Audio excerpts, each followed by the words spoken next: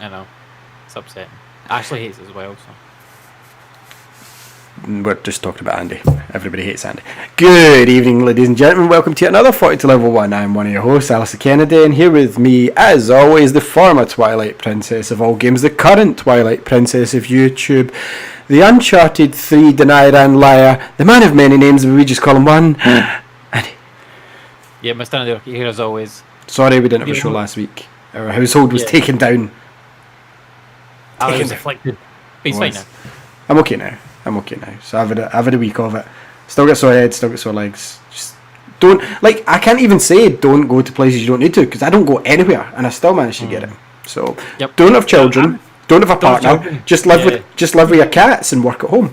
Then you'll be fine. And you'll be fine, yeah. Yeah. Like, cause I got it off Bethany, and like she obviously got it from pals at school or whatever. Like, I got it in Nursery. It's not great.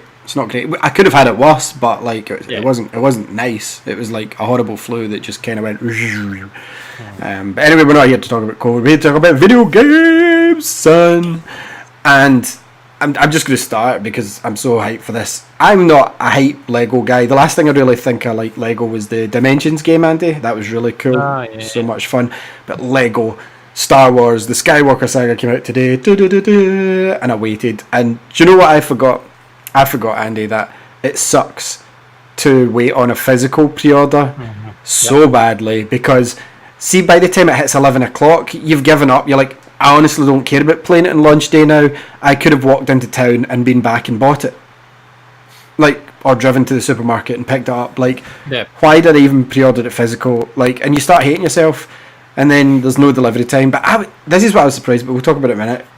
Mine came, it said between 2:29 and 3:29, and the guy came at 2:31. So fair play to him today, right? But still, by 2 o'clock, you're like, what's the fucking point? I'll just play it tonight. Yeah.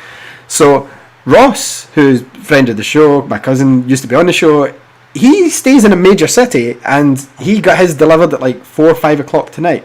Like, what's that all about?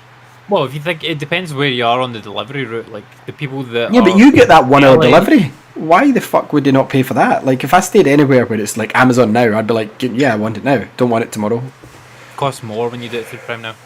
Yeah, but still, anyway, I was really annoyed, and then I get even more annoyed because I'd paid for this.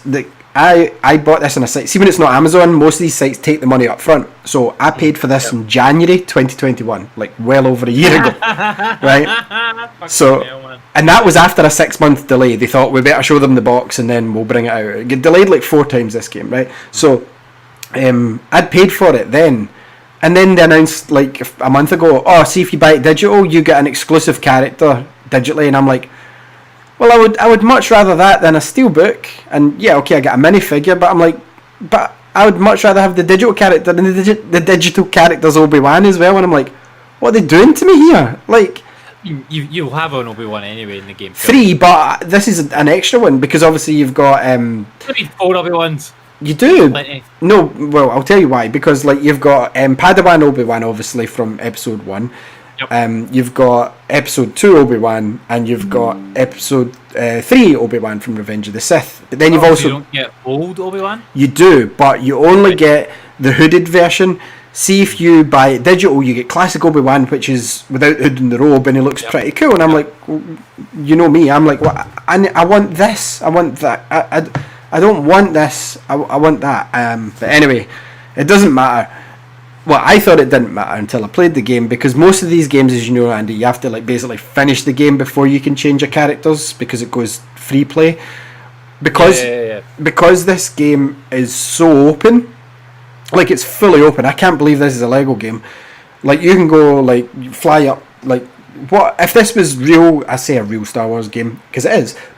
This would be the best game I'd ever played, because you can go planet to planet, you've got your galaxy map, you can fly there, there's things to do on the way, there's like bounty hunters that will chase you. So in the main missions, obviously you've got episode 1 to 9. I'm not going to get into them. Each one, I would guess, is probably about 3-4 hours long without collecting everything, right? Which is a decent sized game if you think 9 episodes times 4, like that's your average play time, or 9 episodes times 3, you're still getting a good few hours out of it.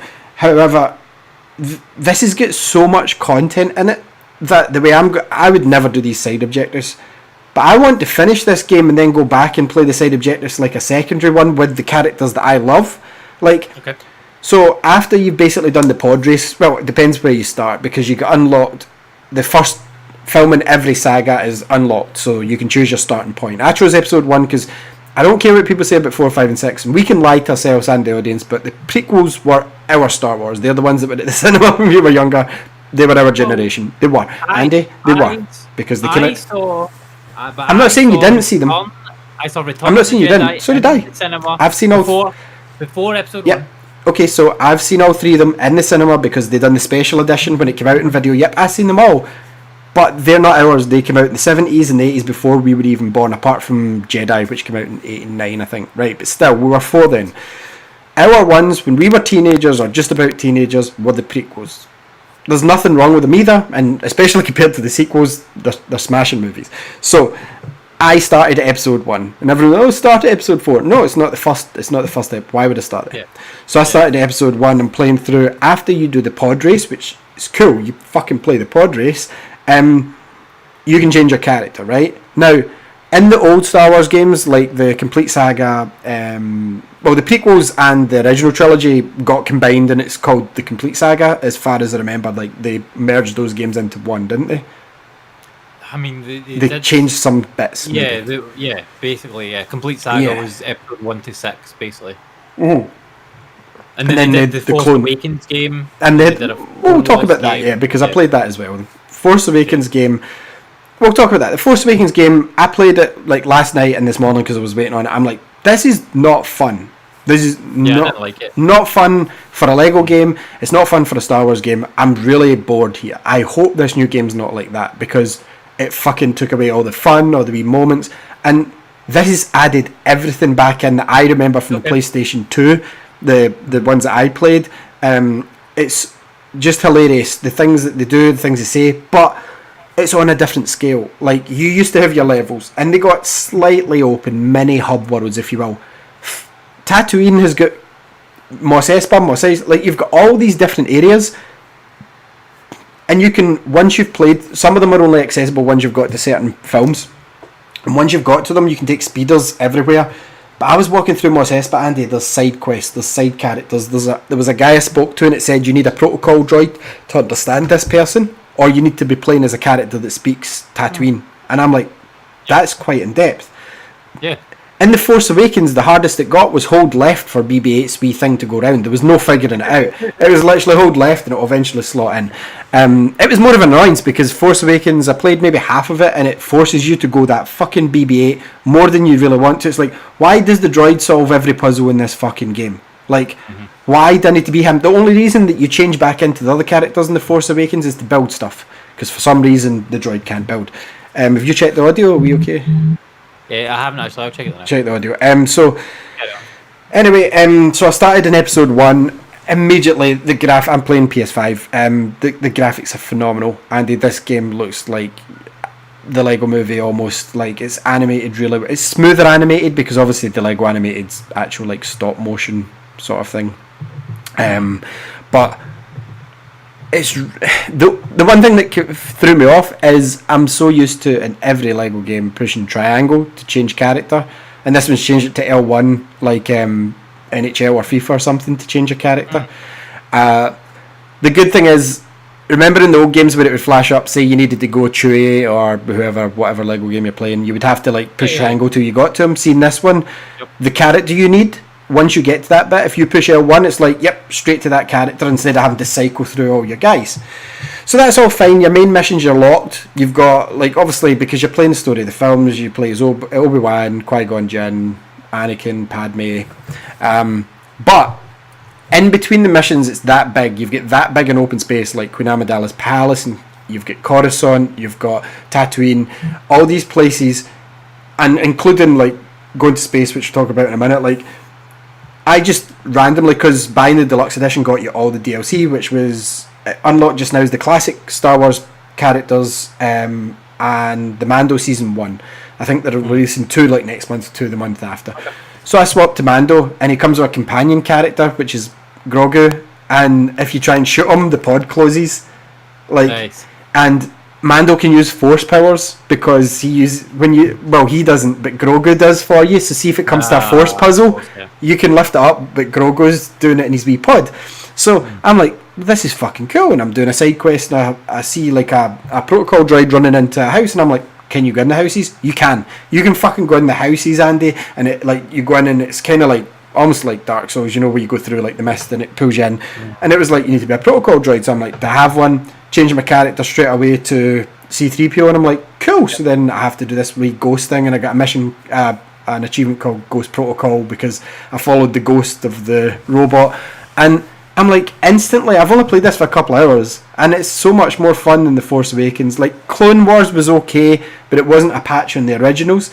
This is fucking brilliant, but it feels so different from the originals because of the graphics, because you've got fucking skill trees in this. This has got, like, leveling up your characters, like, generally, like, make them faster, make them build quicker, all this, but then it's got, like, individual Jedi path, Sith path, Bounty Hunter path, Human path, Protocol Droid path, Astromech path, and you have to, like, build them out depending on who you're going to play as, because in between the missions it's big enough that it doesn't matter that you can't play in the main mission as them.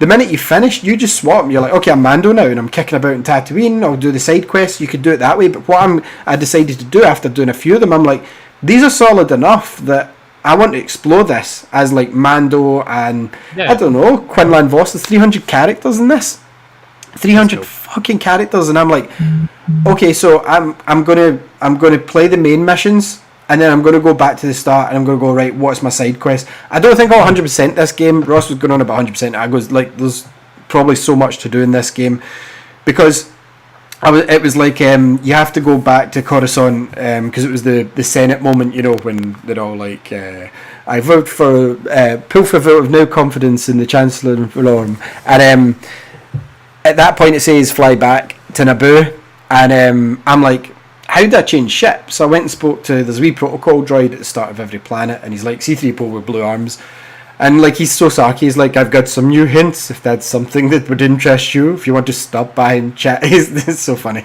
So I speak to him, and I'm like checking my ships, and there's obviously all these promo codes, and I sent out some in our group chat. I sent some to Ross, and they've got these code exclusive characters that are different sites have them for promos to advertise the game, and one was the Razor Crest, Razor's Edge, whatever the fuck Amando's first ship's called. He doesn't have that now. Yeah, Razor Crest. So I got that, and I'm like, okay, let's choose that. And instantly, what happened was then the Princess Amidala's ship went off, the Royal Starship, and it flew in the Razor's Crest, and I'm like, okay. And I went in as Mando, and I'm flying about the galaxy in the Razor Crest, fighting bounty hunters, like just to travel to my next planet, because you can fly up and you can go to space, and you can fly about in space, and you can use your hyperdrive to get there instantly. You can fly down to the planet, you can see objectives, there's comets you can destroy, because to upgrade you need, instead of focusing on gold bricks, it's just luminous blue bricks, and they're what you need to upgrade your characters. So my main focus and thought is upgrade the ones that go across the board first, like the movement, the build and stuff like that, and then focus on Jedi and Sith and whatnot. And then I'm like, okay, what else is there to do? Andy, there's a fucking 1,000 side missions. Like, you've got 23 individual planets. Each of these planets has got different areas depending on what movie you're playing. Once you've played to the end of the movie, you unlock each area in the planet. So that's my thinking of go back at the end and play it rather than as I go. So, like, you've got, like, Naboo fucking palace, Naboo Gungan city, Naboo, and it's like, oh my god, these are all side quests. You go up and speak to characters, and they're like, okay, so I need to give this spatula back to this guy here, so you have to, like, this is one of the ones I've done. So I went in and I had to, like, use the mind trick on one of the Gungans, and like, he's walking about like this to try and open a door for me and stuff, and I'm like, this is so much fun. And like, at the moment when I've paused it, like, I've just beat Darth Maul. Like, this isn't spoilers for the game, this is spoilers for episode 1, and like, you have to fight the droid army, on Naboo, when they have the big fight with the Boomer. So you have to gather all the grenades, fill them up, and Roger, does not compute, you're under arrest. So like fighting Darth Maul himself was fucking cool, because it's like, shit, he keeps blocking everything, and I'm so stupid, like, I'm like, okay, why not just swap character and hit him from behind? That was the tactic I had to use. And then you get to the bit with the red walls, and you have to fight him, and like, this is a slight spoiler. So like, you know how he cuts him in half? Well, you cut him in half, he goes, it falls down. And then, like, just as they're walking away, Darth Maul's head hops along with his lightsaber in its mouth, like, trying to chase them. It's so funny. So you've got the Force powers. Oh, cat, get down. You've got Force powers. You've got your lightsaber. You can throw your lightsaber. You can upgrade your abilities. Nothing felt monotonous. And that was my biggest issue with The Force Awakens, because I got it day one. I remember buying it. I got the gold edition. I've still not finished that game. And playing it through the last 2 nights, I'm like, this isn't even fun. Everything I'm doing in this is a fucking slog. Like, all they do is they block you off with another door that you have to sit on with BB-8 and go one way, or you have to get the pointer in the middle and hold it there. I'm like, this is so dull. Seeing this, nothing's taken too long, and it just feels nice to play through. Like, I genuinely panicked during the pod race. I didn't think I was going to beat Sebulba because I kept fucking up, and I'm like, shit. And then there was a part where, you know, you're in the Blanco, where you have to go under Boss Nassi's thing, and there's always a bigger fish, and like the big fish comes, you have to fire rockets behind you to try and get away from it, and like you've got L1 and R1's your dodge moves in this. Honestly, I'm having so much fun with this game, and I didn't expect to. And see the scope of it, like even though the main mission's only 3-4 hours in each episode, I'm guessing, because I've already beat Darth Maul and I'm maybe 3 hours into episode 1, but I've done like a couple of side quests that I spoke about, the one with the Ghost Protocol droid, the mind control, the gun to get the thing I needed. There's so much more though. Like when I got to like Queen Amidala's palace, I was like, I ain't fucking even touching this just now, because there's like taxis to take you different places, there's all sorts of shit going on, there's people to speak to, and I'm like, nope, just speak to Palpatine, get the fuck out of there. And like I just can't wait to finish it and then go, who'd I want? And I probably want to play through the game, the side stories, as Mace Windu. And I don't mean side stories as in before, when previously when you get the Mandalorian pack, like I don't know if there's Mandalorian missions yet, but what they would do, like the Green Arrow one in DC, it was like that was the best part of the game, but it was like 2 levels and they were done. Remember that? And it was like, why not give us more of this? But by the time you used to finish the old games, there wasn't like side quests and anything like that. It was just a case of collect everything. You'll remember them, you absolute trophy whore. Like you would go back through them and you would just have to collect all the pips, the Lego bits. Many of them, man. Like, but this time it isn't that. Like sure, the collectathon thing's still there, but it's like, okay, I've got like 10 missions in Tatooine I can go and do right now just for episode 1. Just for episode 1. If I revisit that, and I'll definitely be going back there. Revenge of the... was it... what one was it he went back? Attack of the Clones when he killed everyone, wasn't it? Sand people. I hate them. Sand people, yeah. They're animals. So, like, I hate sand. I want to go back there and see what else I unlock. Because, once, like I said, once you finished it, it's different areas that you're going to go to. So, like, I was in Mos Espa there, but it's Mos Eisley that Luke's primarily in, you know, with Obi-Wan. So, that's another area to open. And I just think it would be cool to finish off the main stories and go back through as like, because you can select, I think it's 2 main characters and 2 droids. So see if I can go back through even as the Rebels crew, or if I can choose somehow to go through as the Bad Batch, which is the latest CGI. That'd be fucking awesome. So the one thing that annoyed me was I paid like £64 for it, like $64.99, because Games' new thing is $4.99 delivery, and I don't know why they said. Oh my god, yeah, that's fucking terrible. So they said delivery, but again, I bought this last January, Andy. This wasn't just like it came out just now, so whatever. But I've seen it advertised just now as like £30, £28 on PS4, and it's a free upgrade. And I'm like, fuck! I could have literally got this half price. Like, sure, it doesn't have. Oh, you got the deluxe and whatnot. I got the deluxe, yes, fair enough, and it come with a minifig, and minifigs are valued. What was the minifig? So it's blue milk Luke. So you know how he drinks the blue milk and there's all those memes. It's like he's got blue milk all over his lips and he's like that with the blue milk in his hand. So it's an exclusive figure that you can only get there. A meme figure, yeah. That's brilliant though. So it actually put me in the mood to like get Lego. I might end up getting some Lego for my birthday this year because I haven't for ages. I love Lego, man. Lego's like just a timeless toy. But like that's 100%. But that's what I mean. Like, I don't have room for the figures anymore. And after I got the Mando ones like last year before, I was like, do you know what? These are just literally going straight to the loft. Whereas I could actually have Lego figures next to my bed. and that wouldn't be too bad. Like, I don't mean having a big Millennium Falcon or Death Star next to my bed, but I could have the minifigs sitting, and I'm like, I like having my stuff there. I'm a collector, I'm a geek, I love Star Wars, and I want my shit sitting out. So I think I'm going... Like, does Lexi build Legos yet? So that's what I'm going to go into. So, like, anyway, that aside, like, Lego Star Wars, get it. Honestly, get it. Don't be a fool like me. Pick it up for $30. Like, honestly, like, you get the PS5 version for £30. I seen on base. Like, just buy it there, or on Xbox, whatever you guys play. So Lexi, the past few days, and for those tuning in for the first time, Lexi, my daughter. So she's like, "Daddy, can I get Legos? What do you want Legos for?" I never brought it up because I'm not a Lego guy, you know. Yep. And I'm like, "What do you want Legos for?" Amy and Rachel have got Lego, and it's always the same. When their pals have got it, they want it. It's like, okay, like, what Legos do you want? What can I get? So I went, "Do you want to watch a Lego movie and see?" And I thought that's a good way of introducing it. She loved it. Yeah. Absolutely loved it. And she's like, "It's fucking awesome, man." She's like, "I want this one, and I want this one, and I want this one, and I want," and I'm like, "Okay." So luckily you can. Does she want Unikitty? Yeah. Yeah, she wants the cat thing. Yeah. So she's like, and she wants Wildfire or Wildstill, whatever the name is. But I'm sure I've got her from Lego Dimensions upstairs that I can just give her, because a lot of the packs with the cat in it, they're with her own friends and they don't have the Wildstill. So what I said is, if you're good and you behave, I might get you some in the summer. But she needs to start listening at school, because the teacher said to us she's smart and she's bored of the lessons now, because we've been showing her at home more than some other kids there. But it always happens. Some parents don't. It's no offense to those parents, but like, we put a lot of time in with Lexi, and we always have, and she's bored of the lessons now, so she's not listening. But I said to her, look, being smart isn't just remembering the stuff. You need to listen to the teachers, because that's polite. So if she can learn to do that, she'll get them. But she didn't like Star Wars. She didn't want to watch Batman. She didn't like the look of Ninjago. But we went on the Disney thing. We found Frozen. Oh, that was it. Yeah. So what she's asked me for is the Rapunzel Tower. Because you got Rapunzel Tower with Rapunzel and a few other things, because she loves Rapunzel. Tangled, the movie, I think it's called.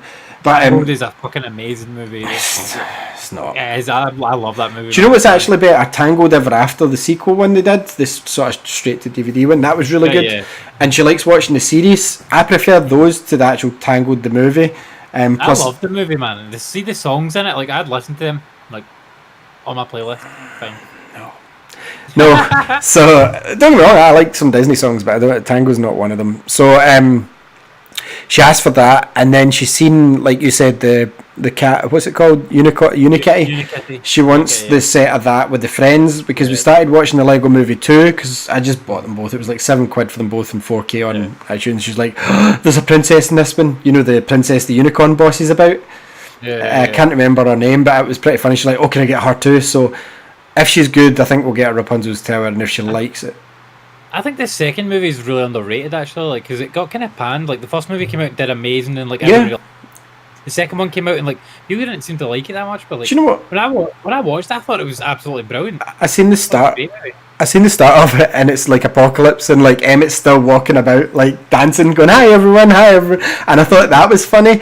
And then we got to the bit where they had to go to, like, the Unikitty's friends' house, and like, you thought the princess was the princess, but it wasn't. It was the unicorn, and she's just go and get the guest stuff, and the princess like, okay, and runs off and gets stuff.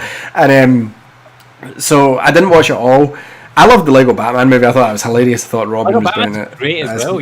That's actually probably one of my favourite, if not my favourite, Batman movie. So like, Lexi was, is it Will Arnett played Batman in that, wasn't it? Like, he's so good. He's brilliant. So like, so Lexi wants some Lego, and I'm trying to explain to her, look, it doesn't.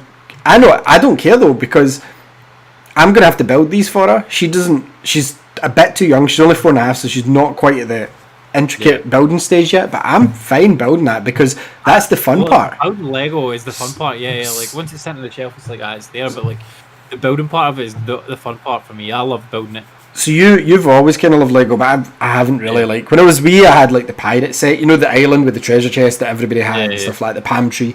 And do you know what I love in the Lego movie is like the spaceman that everybody had with the scratched off vinyl and his helmet's broken. So Lego obviously knew that bit was thin, and the kids broke it because it kept coming off. So like, the Lego Dimensions, I remember when you got that and it's like build, and I loved the way they done it, and it was like on the screen it's like do this, do this, do this, and it's like that felt so cool. And those were just small sets, and I'm like, imagine I got like the fucking Star Destroyer, like a giant one. That's fucking cool. And like, it's for some reason I'm just like, do you know what, I think it's to do with kids. It's like I don't have much that I can zone out on apart from gaming, and I'm like, Yeah. sometimes I need a wee bit more quiet.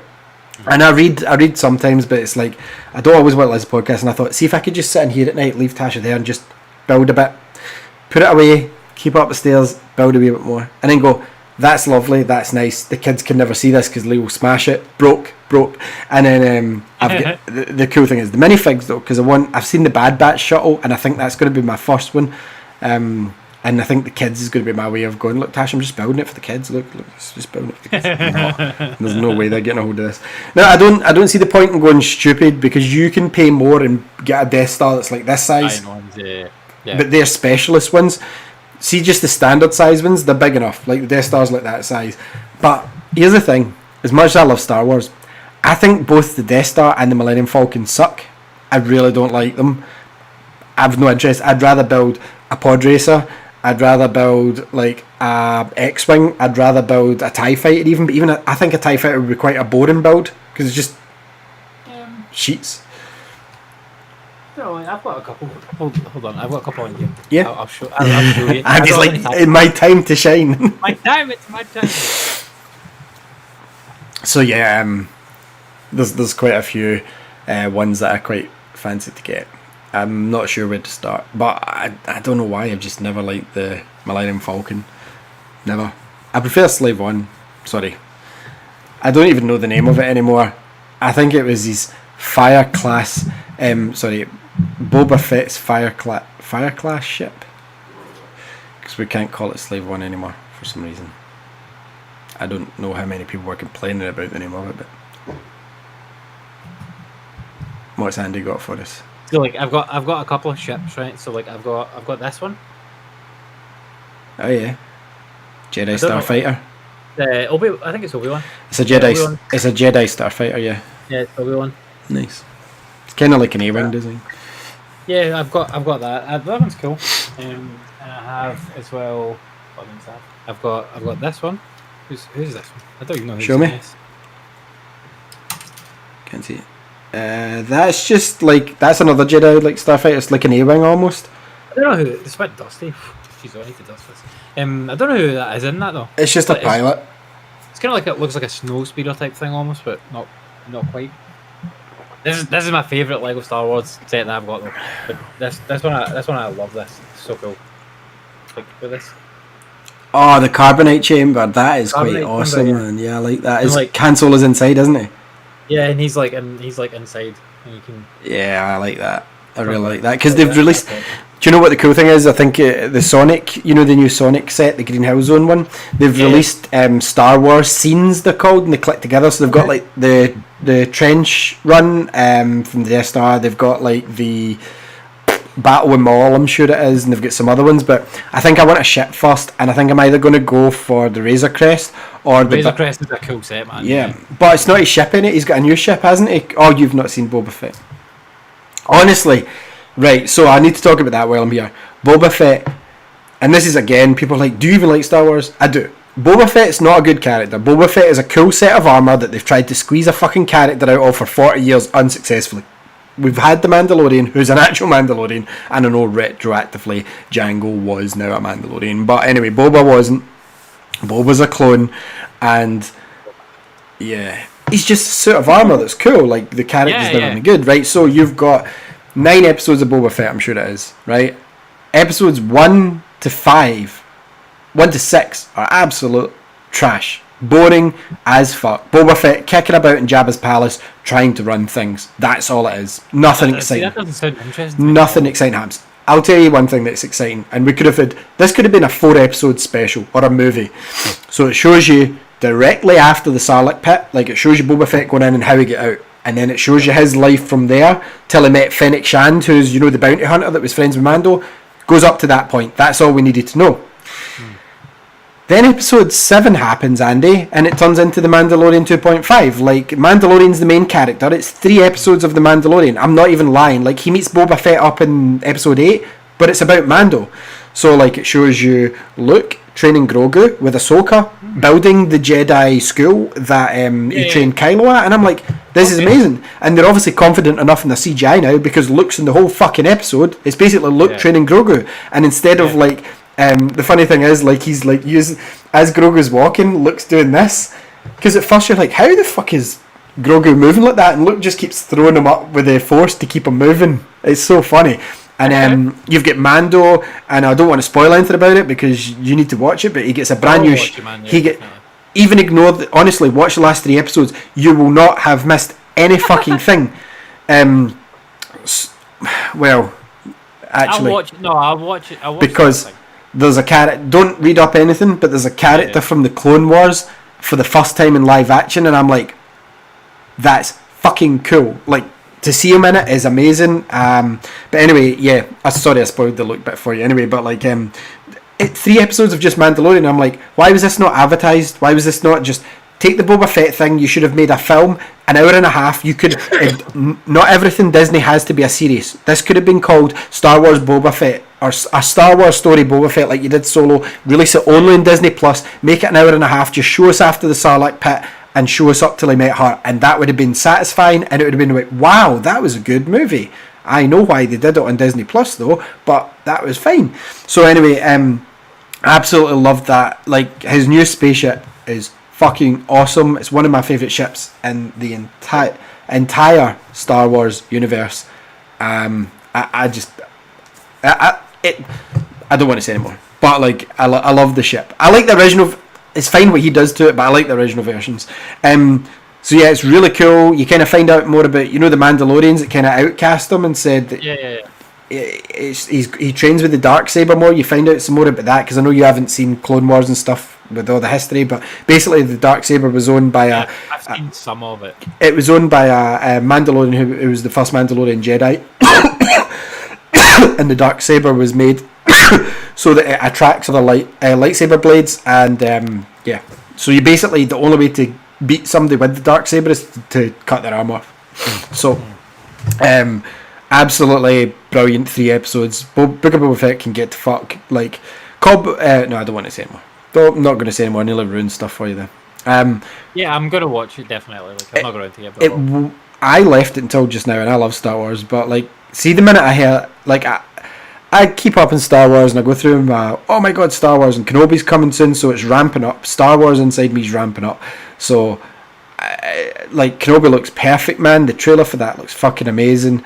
Honestly, like, Hayden Christensen back, Ewan McGregor back, it's so good. They've added in the Grand Inquisitor from Rebels, and people were complaining, saying, oh, he doesn't look like him. Okay, so see if you ever watch Rebels or Clone Wars, every character's got a stretched long face. Like, oh yeah, for sure. Yeah. So humans don't look like that. Like, if you look at Darth Vader, his helmet's stretched in those shows as well. It's got this kind of style. He's not going to look like that. So anyway, the Grand Inquisitor's there, who's the guy with the double lightsaber that can spin, because they're obviously trying to hunt for Kenobi. But the rumours that I've heard, Andy, is everyone seems to think, oh, it's just about him protecting Luke. Because that would be a direct copy of George Jackson Miller's Kenobi book that he released before the canon get changed. Okay. Apparently, most of this is having to look after Leia, which is interesting because we've not seen that. So he leaves the planet a few times. But I think a lot of people are going to be pissed off for this because they don't. It's the same reason why they were pissed off with like Rebels and stuff. You're entering a period where Obi-Wan can't show his lightsaber or he's fucked. So you're not going to get lightsaber battles every episode. You're maybe going to get him doing sly force things and stuff like that. But I'm more interested to see, is Liam Neeson going to be back? Because he's going to be speaking to Qui-Gon in that wee hut of his. And I want to just see more and flashbacks of them in their Clone Wars gear. That'll be incredible, I think. They've got them both. And we're definitely going to get them see and fight Vader, because we don't know that they didn't fight before A New Hope, like after Revenge of the Sith, because when they meet up, all he says is it's a presence I've not felt since, and then he runs and he goes to fight Vader. who's to say that they haven't fought a couple of times since then? Yeah. Who knows? Absolutely. So I'm really looking forward to that. Obviously, like Boba Fett was garbage apart from the last 3 episodes, which, as I've said, is just a mini season of Mando. And then we've got Mando season 3 end of the year. We've got Ahsoka possibly coming, and we've still got the Andor show. And then we've got Star Wars Celebration that's allegedly going to show us Jedi Fallen Order 2, which again cannot wait for. So yeah, all-time Star Wars hype. And it's about time that I read the High Republic stuff, because I've not even touched most of that yet. So yeah, I'm quite Star Wars at the moment. I plan on rewatching them, actually. That is my plan before. I've got like a month. I'm not going to add Clone Wars and Rebels, but I just mean the movies. I'm going to watch the movies before Kenobi comes out, because it's been a while since I've watched them. And yeah, I will be watching The Last Jedi, which should never have been a numbered film. Should have just went in the bin. But anyway, I like The Last Jedi, and like the problem with The Last Jedi is Skywalker. It was okay. Rise of Skywalker spent the whole running time trying to fix the stuff The Last Jedi did, or changing it. So the reason is J.J. Abrams fucked that, right? So he made I don't care what anyone says, right? See, a lot of people are saying the sequels suck. They don't, right? Even The Last Jedi doesn't suck. I don't like it, but it doesn't suck. The reason that it doesn't fit is because there was a tone for the entire Skywalker Saga. You would admit that, right? The Last Jedi went, fuck your tone, we're doing this. And it just changed everything up completely. It killed off the guy that we all wanted to know about really prematurely, and everyone was like, what the fuck have you done? So I read into it. So the guy went because he was meant to be doing a standalone Star Wars movie, and Kathleen fucking Kennedy, who shouldn't be in charge, just said, well, why don't you do number 8? No, that film would have been perfect if it had been a separate, like, side story or a different start of a different trilogy, but you made it number 8. That was wrong. It was overwritten to fuck, too complicated, but it just didn't fit the tone. Like, see if you watch 1 to 7, all feel the same, then 8 happens, and then 9's back to the similar tone. Like, 8's the one that sticks out like a sore thumb out of them all. So, and yes, that includes Senate scenes and sand romance scenes and Attack of the Clones. So, like, that's the problem. Like, everyone says The Force Awakens sucks. No, it doesn't. Everyone was excited as fuck going to see that. I loved that movie. I came out of it thinking that's a great start. He's got the foundations for something new. The problem was because the next director came and took it in a different direction. So then JJ had to go shit and came back for the third one and tried to piece it all back together, but obviously the damage had been done. If JJ had stayed in his fucking place and just done all 3, I think it would have been coherent. Let Rian Johnson, this is what I'm saying, let Rian Johnson do The Last Jedi as a Star Wars story, Last Jedi as a separate sort of thing, and then you've got the Skywalker Saga that feels nice, complete, but because you dropped the ball and the guy came in and went, no, fuck your script, and wrote his own shit and overwrote it and tried to do this fancy, artsy feeling movie, all the fucking clicks bullshit. Like, do it in your own thing. The Skywalker Saga should have felt that sort of wholesome, kiddie, sort of everything that we've had, and that one just feels odd. But anyway, I mean, I still like that. Like, it's okay to like it. I probably like that one the best. Like, no, it's okay, but you understand why what I'm saying about the tone of the rest of them. That just doesn't fit. And then J.J. Abrams spent nearly 3 hours trying to bring things back in this Rise of Skywalker. And it's like, but mate, you should have just stayed. Like, George Lucas, say what you like about the prequels, George Lucas still wrote them. Like, that's his movies. So I still prefer the prequels to all of the sequels, personally. I don't like Attack of the Clones very much, but, like, I love to tell people A New Hope's my favourite Star Wars film, but I'm a lying bastard, because Revenge of the Sith's fucking awesome. It's such a good film. A great movie. Yeah, definitely. But I don't care, like, I'm starting to come in my old age. It's like, that is what it is. I don't care. Like, Revenge of the Sith is my favourite Star Wars film. It's so fucking awesome. Rogue One's even quality. Don't get me wrong, New Hope's still my favourite of the old ones. Like, I really like that film, but, like, it's not my favourite Star Wars film. I'm talking shit. I remember day one going to Revenge of the Sith and being like, this is fucking cool. Then Duel of the Fates started playing as well when Anakin was fighting Obi-Wan. You were supposed to be my brother, Anakin. He's like burning. Like, anyway, so you can tell Star Wars buzz is back up in the house. So yeah, since I've been off, a couple more reviews are up on Xbox Hub. Agent Intercept, I don't think my most recent one's up yet, but Agent Intercept went up the other day. Dawn of Ragnarok, the Assassin's Creed DLC, check that out, went up last week, and I've got another one to work on that looks pretty awesome for next week.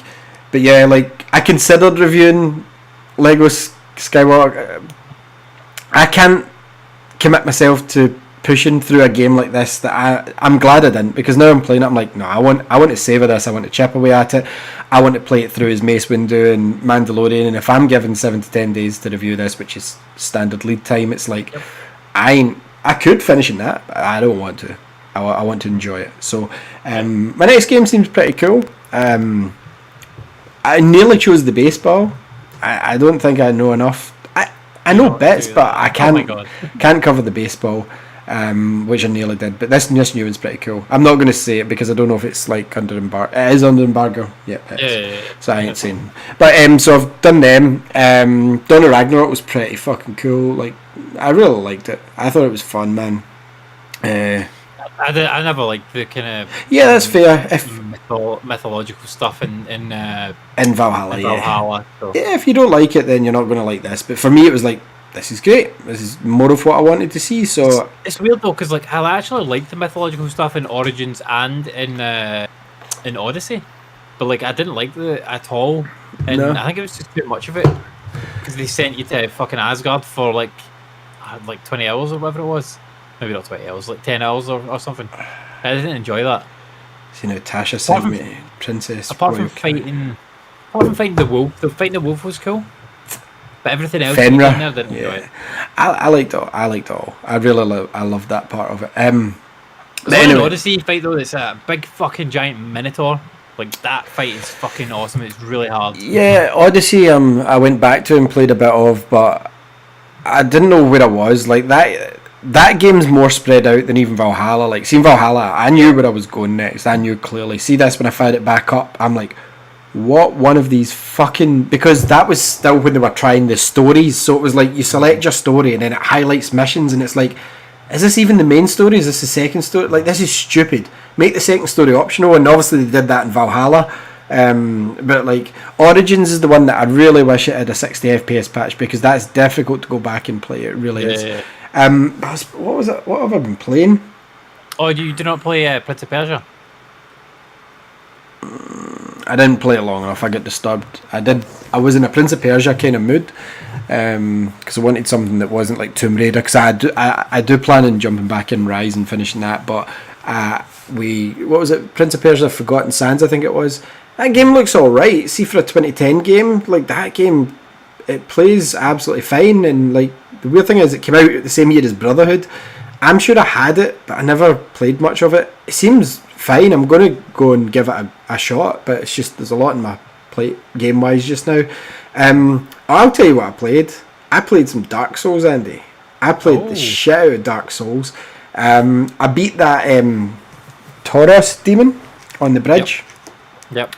Nailed him. I actually found him not easy, but like, once I'd worked out the strategy of how you're supposed to beat him, which is not the way that you beat him, because you used all the weird magic and stuff like that. But like, the strategy for really beating him is you climb up, you kill the two skeletons at the top, and then you stab along, him, and you jump down, and then you run away. No, I didn't do that. So yeah. What I realised is, if you climb up, you can get him up there, because I found it difficult fighting him on the bridge because it was narrow. But if you climb up the towers, the strategy you're talking about, I did see that. So you can jump down and stab him, and I'm like, but if you miss your time and you fuck that shot, and you have to run all the way and run back. So I thought, go up here. See, if you go up, he jumps up with you, and then you've got an arena. So I'm like, this is a lot easier to fight him now. He wasn't as difficult. So I beat him. And then, who else did I beat? Okay, so I got to like a church, and I kept getting invaded by a fucker, because apparently these guys are the same level as you, but what people do is they try and finish the game on as low level as possible, so that they finish with end game gear, and then they can invade and be dicks to other people. So this guy had a fucking rocket launcher launch. He ran about for 10 minutes just annoying me, like doing nothing, just running into a corner, and when I ran over to him, he ran the other corner. I'm like, this is just annoying. So I ended up turning online off. I don't give a shit. Like, it's just a shame that people like that ruin it. So I came to the church, and eventually I got to the roof, and there was two griffin gargoyles that jumped down, and when you get one halfway, the other jumps down, and you can get your first wee helper in the game, who's the plays the sun guy, and he comes out and he doesn't help too much. He helps a wee bit more than your summon did in Margaret and Elden Ring, but I think I sent you the video where it was like I was doing so well, and he breathed fire, and I moved, and I rolled, and I fell off the edge of the building. I'm like, ah. So I ended up, I got there, I grind a wee bit, found the like blacksmith there, and like realised, okay, I can level up weapons. I probably should do that as well. Spent 2 hours grinding souls, leveling up what I thought was my axe that I'd been using, and then I'm like, okay, why does my axe feel the same? This just sucks. And then I realised I'd leveled up the halberd, which is like a spear with an axe at the end, and I went, this is shit. Halberds suck as well. You can't respec the weapon or anything. No, like that. you can't remove it. So I just wasted 2.5 hours. So then I had to grind again. I got my axe up, got my shield up, and I'm like, do you know what? I'm feeling kind of powerful. Whack them, beat them both. Then I had to go back to where the bridge was with the dragon. You go down the side, because that dragon's a dick. You go down the side, and you end up in the under sort of world again. Yeah. Because you end rats. Yeah. So there was a woman. I thought it was like a zombie, like the things that come after you slowly just kill them. She was up at a shop. That woman. I fucking whacked her, and she won't sell me anything now. She's just like, you think you're something special, but I looked it up, and you have to speak to the guy that's in the tower next to the griffins, and he'll get rid of my sins, because I just seen her. Yeah. Because she's in the shortcut back to the sort of starting area where the big raven's sitting, and like I just turned around and whacked her, and she ran back in the corner, and every time I go past her she's like, I curse on you and your house, and you think you're special, and I'm like, oh great. So it turns out she was just a shopkeeper, but she looked like one of the things.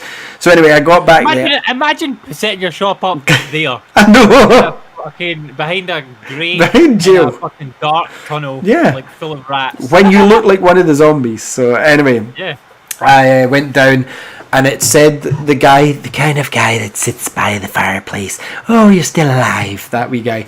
So like, I rang the first bell, because there's 2 bells in the game, and I rang the first one. So I don't even think that's halfway. I think it's about a quarter of the way, because I try not look up too much, but these games are very difficult, especially Dark Souls, of where to go next. And I was looping myself for a while, and I'm like, just tell me what the next boss is and what area it is. And it's like, under.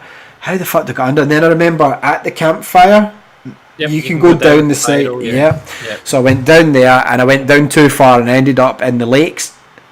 And I was like, must be where I need to go. So like, there's a load of those things just working away, and I'm like, right, dodge them. They don't even attack you. These fucking blue spectre things just come out, half my health away. I'm like, fuck this. And I was like, I'm not anywhere near this. So I went back up, and I'm like, this can't be the way. And then I found the Valley of the Dragons, and there's the dragon sleeping. I'm like, nope, he killed the fuck out of me, because there's like this zombie dragon thing sleeping, and you can sneak past him to a point. So then I finally found the entrance, and like I said, it was back at the Dragon Bridge, and it took me to this bit that reminded me of Bloodborne, because it was very like, there was something on fire, there was a cart with hay, and there was villagers coming out attacking me. I'm like, this feels like Bloodborne. So they've basically based Bloodborne on this small part here. Pretty much, yeah. So you go down the hill, and there's wolves and stuff that come out at you, and I'll say this, like, the remastered version looks okay, but the wolves look fucking PlayStation 1. They look really bad in this game, and they're just annoying. So I beat them, then I beat the thieves, and you go down, and there's a portal, and I'm like, nah, the portal, well, Grey Mist, whatever it's called, these tend to be boss doors. So I went through, and there's this big guy with the 2 fucking... He killed the fuck out of me the first time. I'm like, fuck you, because now I have to go all the way back through the fucking shitty village of the damned, going down the way, until before you get to him, you go down the right, and it brings you. There's a shortcut. So I went that way instead, which brings you at, you know, the part where I was grinding for ages, at the bit with all the bridges before the Taurus demon, with the guys that fire the. That's the most used save point for me in this game. Yeah, man. Like, there's so many shortcuts to it. So I'm like, okay, I'm back here, and I feel comfortable there. Like, you always find a spot where you feel safe, because you're like, I know I can take the enemies outside. But with these games, as always, like, if you run about with your guard down and you don't have your shield up, a standard skeleton can fuck you up. So I ended up going back, and what I noticed was, kill the 2 dogs first, because they kind of jump all about and distract you, and you wait till he swoops and I rolled under and I'm like, what the fuck did I do? This is a small area.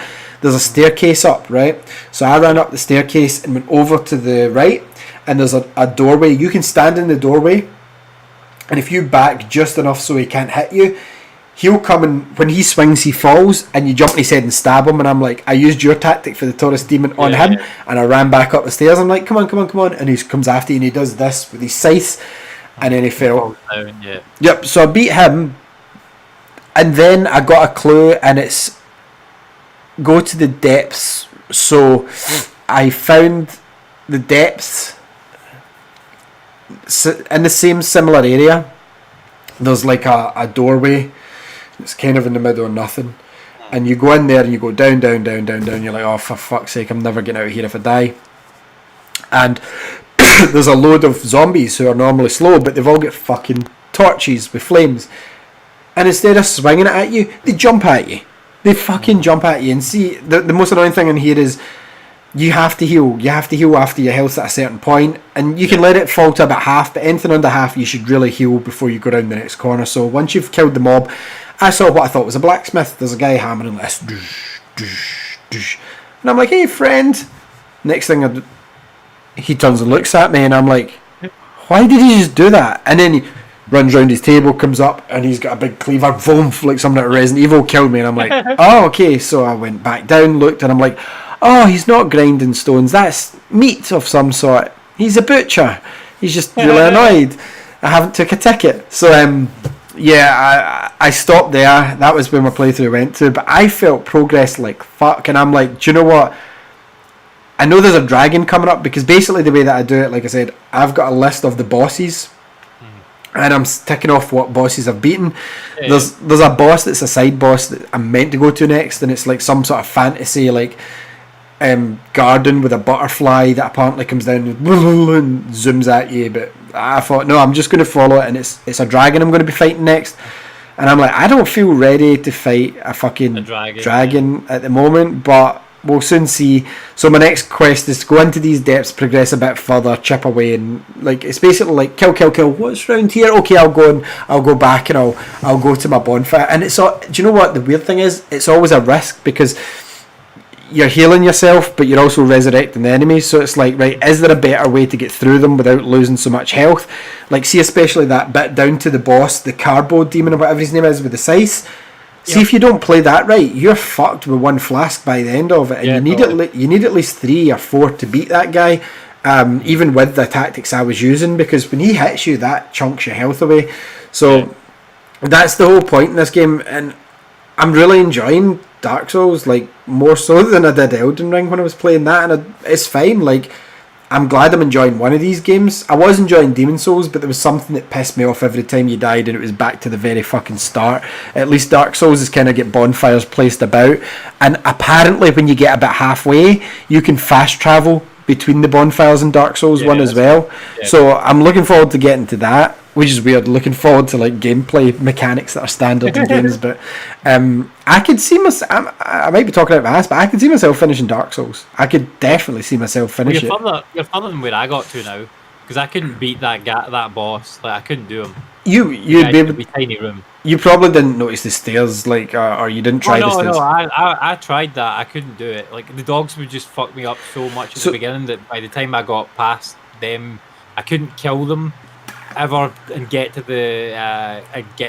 just be me and the boss guy.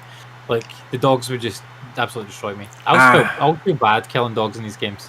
So the bit that was, if you can get back to, you can get back to it because I'm out of shortcuts. So like, if you can get back to the church where you fought the griffins, see the bonfire that's down kind of the long path next to the church where the blacksmith is. If you go back there, if you kill the knights, they give you loads and loads of souls. And then if you use that bonfire as your sort of base till you level up, and I just put a lot into strength because I was using it for health and vitality and stamina. So like I didn't touch strength at first, and then I read a tip, and it's like you want to be putting it into strength at this point in the game, and I'm like, okay, because at first I was just getting a big up your damage, So then it says up your strength and level up your weapons to at least, because level 3 is like your max, and it says even if it's a shitty weapon, level it up to 3 and it'll be a lot better. And it does, it seems to work. And I've got basic magic in this one. Like I've got like a fire, I've only got one spell, it's like a fire spell, and it kind of helps, especially when there's guys with shields, because I'm shit at that. I made a parry for the first time ever, and it felt so cool because I got this kind of kill where my guy just went like that with his axe and took the guy's head off. And I was like, that felt so cool. So yeah, I'm finding progress in it, and I'm enjoying it. So yeah, I'm going to stick with Dark Souls, but this isn't a game where I play every night. This is a game where I'll go back to and go, do you know what, I'm in Dark Souls mood, I'm going to see how far I can get, and if I can't get far enough, I'll just stand back and grind. The only problem is where I've saved just now, it's at that bit where I can go past the woman in the jail cell, or I can go back to the starting area, and none of the enemies in that area are strong enough to give me decent amounts of souls at the level I'm at just now.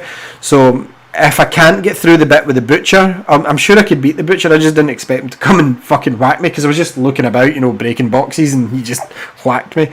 And if you're not ready, you're fucked. So like, I could probably beat him and see what's by him, but I've got this sneaky feeling that I'm not quite ready for a dragon, so I might travel back to the church, save there, and then grind the knights that are there, because if I run in the church, there's 3 of them at the bottom of the church before you go up the stairs. Boom, dead, right, I've got your souls. That gives you at least 2,000. So if you do that... The guys are quite slow as well, them knights. Yeah, so I was just grinding them, because it said it's a good grind spot if you're stuck with the griffins, because I was stuck at first, because I didn't realise you could summon. I didn't realise to read the things in the floor, because most of them are just like try-finger butthole bullshit. So it's like, and it is funny, but like then it said no, there's one there that's actually like summon the Solier guy, and he comes in and helps a bit, because when you're fighting the two, that's how I did it. It's handy to distract one of them. It said especially if it's your first time playing, and I'm like, okay, and it did help, but those knights really helped me grind. And if you're feeling brave, you can go up the stairs and there's a room full of zombies, you can just stand back the passage and basically take them out one by one. Mage guy up there as well. There's another mage guy up there as well, yeah. So you can grind them and then go back. So that's the bit that I grind at, and by that point I was fine for the Caribou demon. So that would be my suggestion for you, is come back up from the Caribou demon. Because the shortcut, do you know what's annoying as fuck about the shortcut? You get to the bottom of the stairs, and like the gate's open here, and you have to kind of carefully walk round that gate. Oh yeah, because it's a drop. Yeah. And I'm like, what a dick move in game design is that? Like, because if you're just running, and you're like, okay, I must go right, you're like, you died. It's like, oh, it's 100% deliberate, that 100% to fuck you up. Like, go down the stairs, but you have to slowly, because there's a very narrow path round the door to get to the bit at the top of the area I was talking about. Yeah, that fucked me up quite a few times. So yeah, I played Dark Souls. I also got Kirby since we were last on. Played through the first level, and it's fantastic. I would say it's as fun as Mario Odyssey, and I'm not just saying that.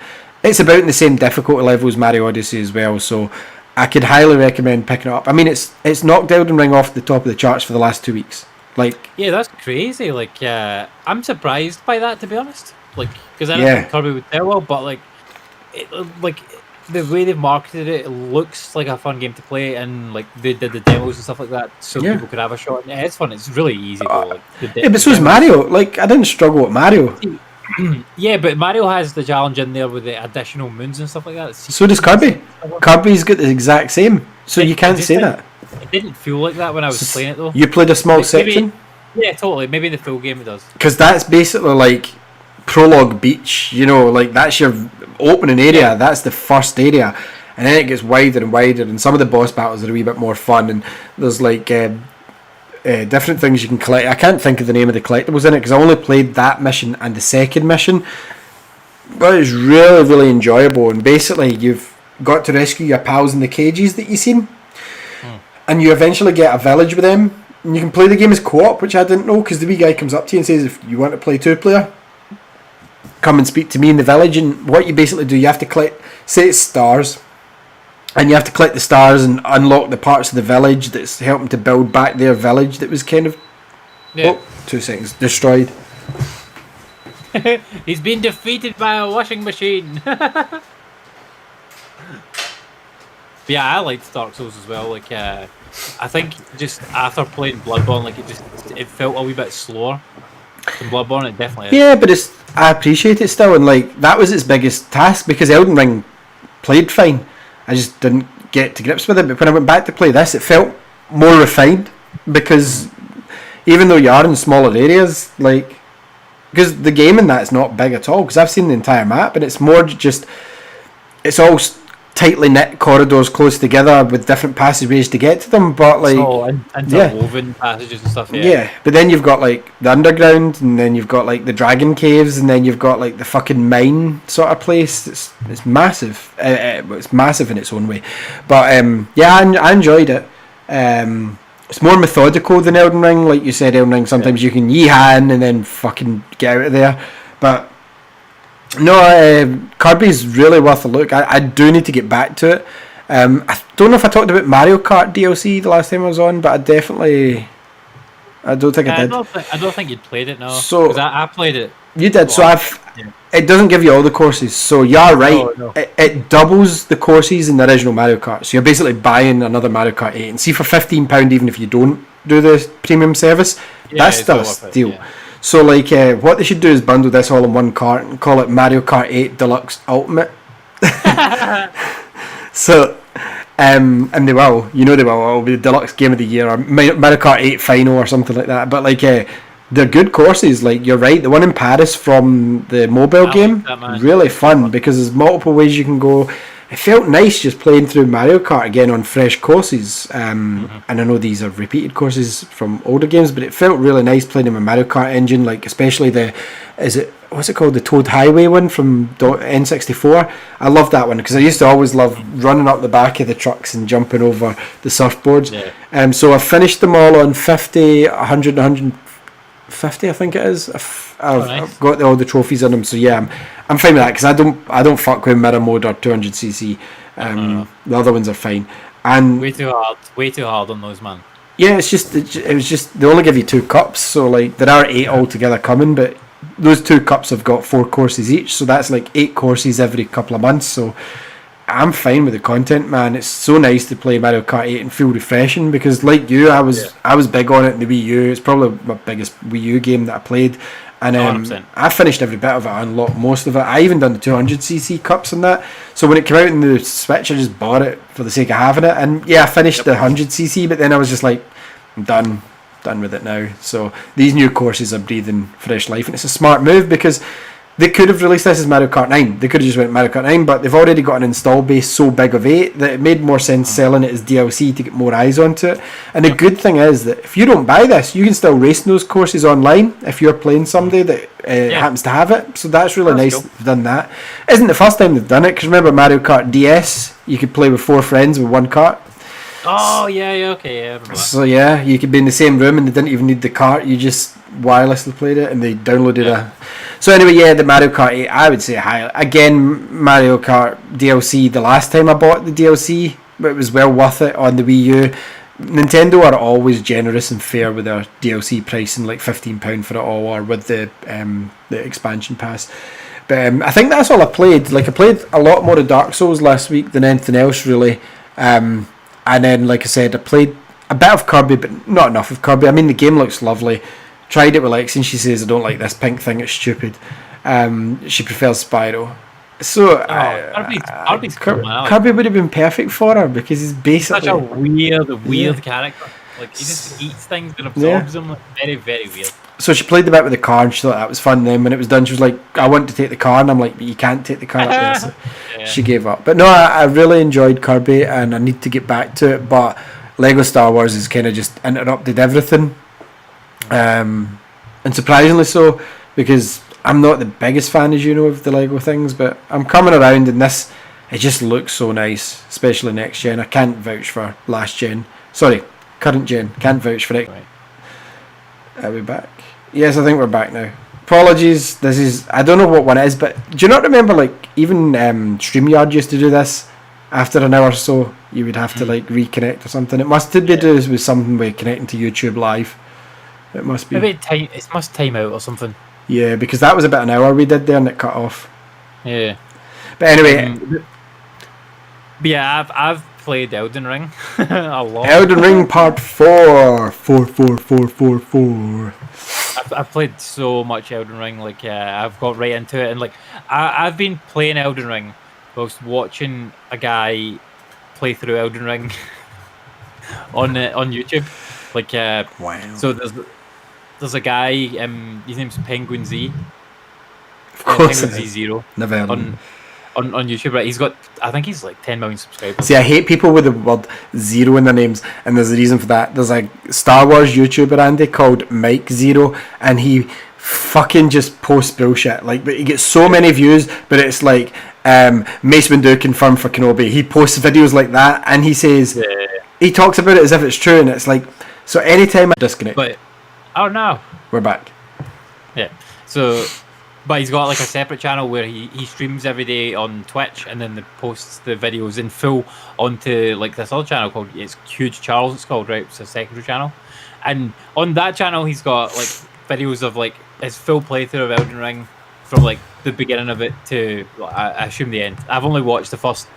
I'm on part 4, and the first video is 7 hours long, and I've watched all 3 of the videos so far whilst I've been playing Elden Ring. And he's still behind kind of where I'm at, because I've now played it for 77 hours, and I know, and I'm up to level 74, and I'm currently stuck on the Draconic Tree Sentinel. So you fought the Tree Sentinel, yeah, the big fucking golden knight. I didn't fight him. I've ran from. I hit him a few times and I've ran from him. He's a fucker, yeah. He's a fucker. I've killed him. He's dust. I've gotten rid of him. I got his weapon. I'm not going to use it. Like, I don't want to fuck it. It's a halberd he gives you, a golden halberd.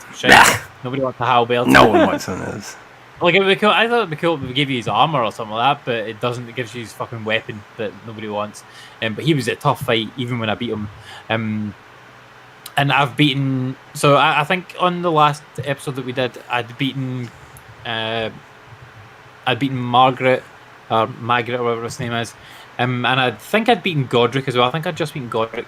Yeah. So Godric's the first like main boss. That's like one of the sort of ring bearers type thing. So I'd beaten him, and he was a tough fight as well. But like I beat him easier than how would I say Margaret? Margaret. I kept calling it Margaret. Yeah.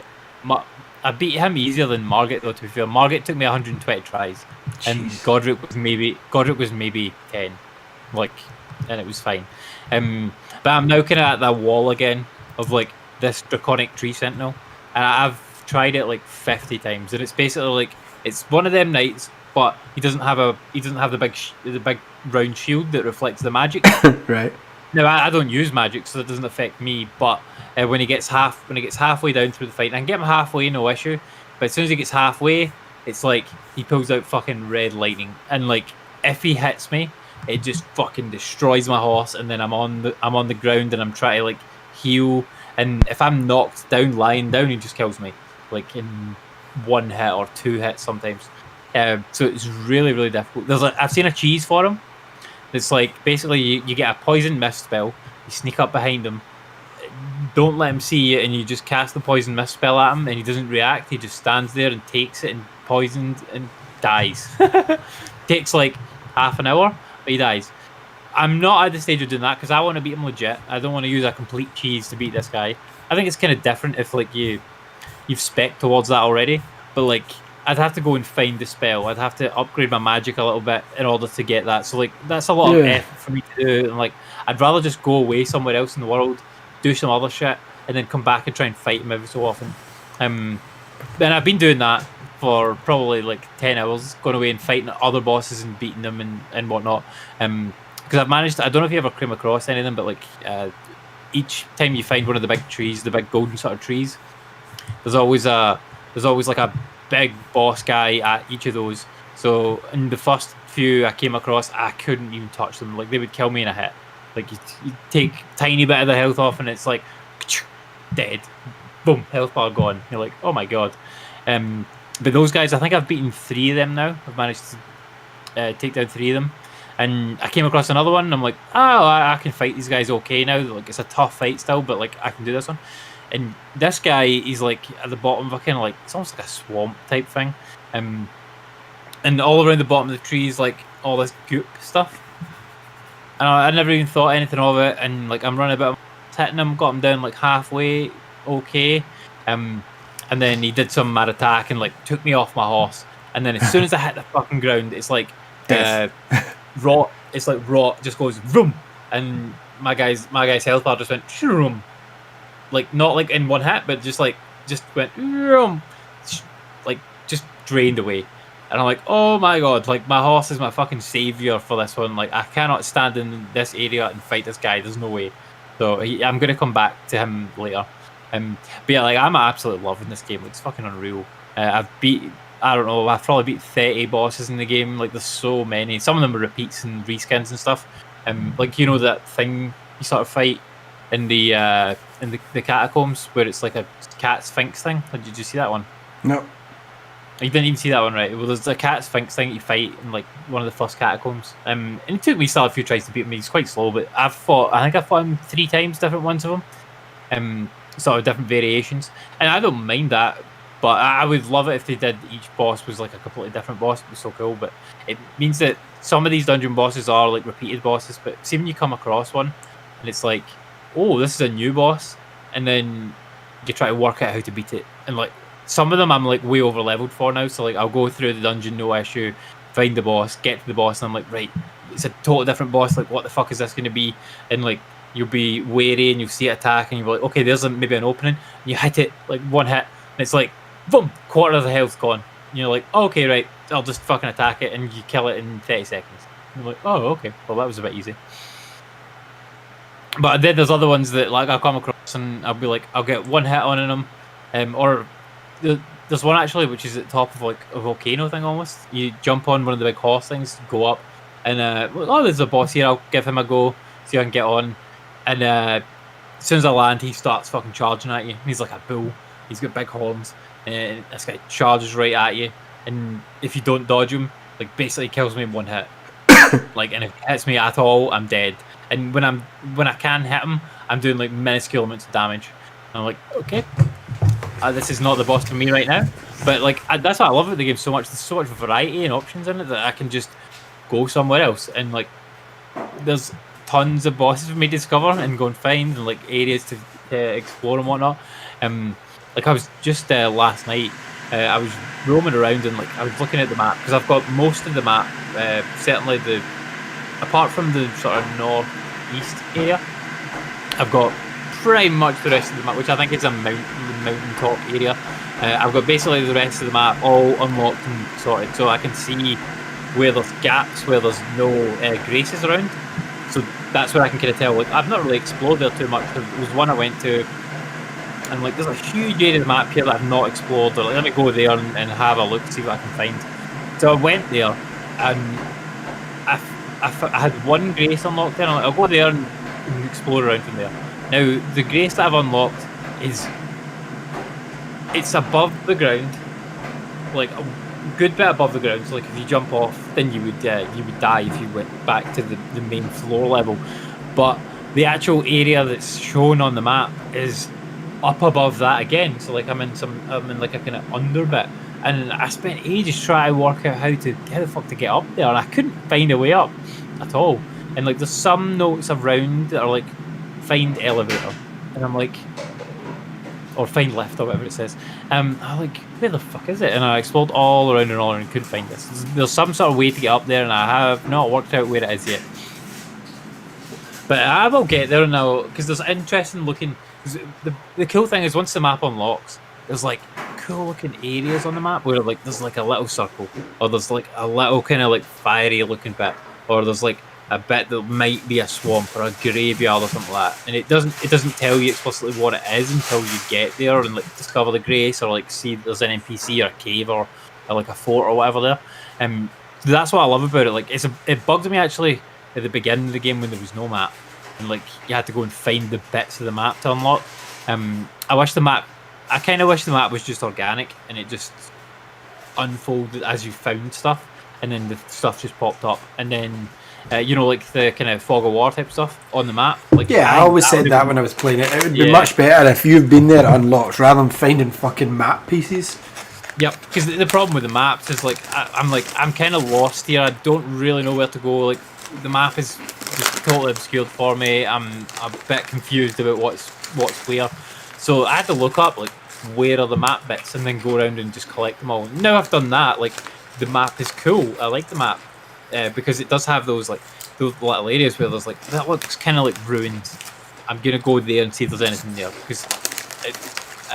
Going by the other stuff that I've found in these type of areas, like there'll be something there. Whether it might be a tower, or it might be like it might just be like a something to pick up, like a golden seed or something like that.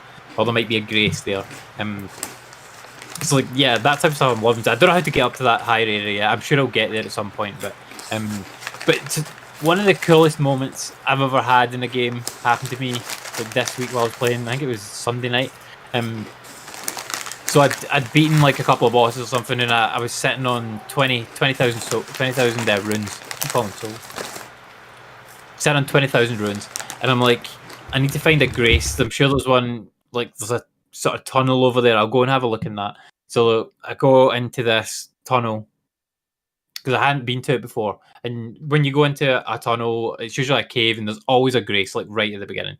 This one, there was This one there wasn't one. I can't remember if it was a lift or if I went in and something happened. I think it was a lift. So I went in, went down the lift, went to the grace. I'm like, okay, there's a grace. I'm not ready to level up yet. I think I'm maybe I'll have a look around this cave and then see what's there and then come back. Because it doesn't let you fast travel when you're underground is the problem. It's like, no, you must go out the cave first and then you can fast travel. All right, fine. So I'll go have a look around, then I'll go back up the lift. Fine. So I went and explored just a tiny bit, and the cave floor fell in. And I'm like, oh fuck. I've got like 20,000 souls down here. I don't know what's down here. Don't know if there's like hard enemies or what. So like that was like going through that whole dungeon was incredibly intense. Because I didn't know how tough the enemies were because I'd never been there before. And this is a weird one because the enemies were like, they were locked behind cages, right? So like you would go up and they would be like, the sort of zombie looking things that have fire. Those guys, so like they don't do that much damage, but if they mob you, they can definitely get you. So there's like a note on the ground and it's like, try attacking. And I'm like, okay, let's attack through it. And like, was able to kill some of them, like through when they were inside the grates. I'm like, cool. These are obviously going to open at some point. So like, if I can kill as many of them as I can now, that'll be fine. Quite a few moments where I would be just going into like a little dark tunnel, and then all of a sudden on the left, like 4 zombies come out, and they just go, "Urgh!" And you're in a tiny tunnel, and you're like, oh my god, holy shit! And having to deal with those, and by the time I got to once I'd gone through those, some of the ones you couldn't attack them because the grates were down. Eventually managed to work my way around and sort of solve the puzzle of finding my way to the bit where it lets you pull a lever, and pulling the lever opens up the things, which enables you to go into the sort of the final area of that, which is down to the boss. By the time I got to the boss, I think I had 2 health flasks left, and I've got 12. I've got 12 healing flasks left now. I can have, but the time I got to the boss, I think I had 2 left, and I'm like, at least I've found the boss. Like, if he kills me, the thing's unlocked already. I can run back here, I can get my souls, and I can keep trying to fight him until I beat him, so I don't lose this. Because I don't want to lose. Like, I think by that time it was like 25,000 or more than that souls, runes. Sorry, and I'm like. But the whole time I was going through that dungeon, like, it was so intense. It took me like probably over an hour, because I was much more cautious with it. Because usually when I go to a dungeon for the first time, I'll clear out my runes. I'll spend them all, so I've got less than 1,000 sitting, so I don't waste any if I happen to die from some tough enemy. Be a great. I do that even in Dark Souls. Like, if I'm like, right, I'm going to this new place and I'm unsure of it. Like, if I've got souls sitting there and it's not enough to level up, what I'll do is I'll be like, I'm just going to spend, I'm going to repair all my armour, I'm going to just go and buy some stuff, like items at least, because then at least if you die, you've still got the item, you can sell it back to get some money. Because I'm like, I ain't going, like, especially see that bit with the Capra demon. Yep. I was like, this could fuck me up, so I went back up the stairs, and I went back, and I was like, I just need to spend all my souls.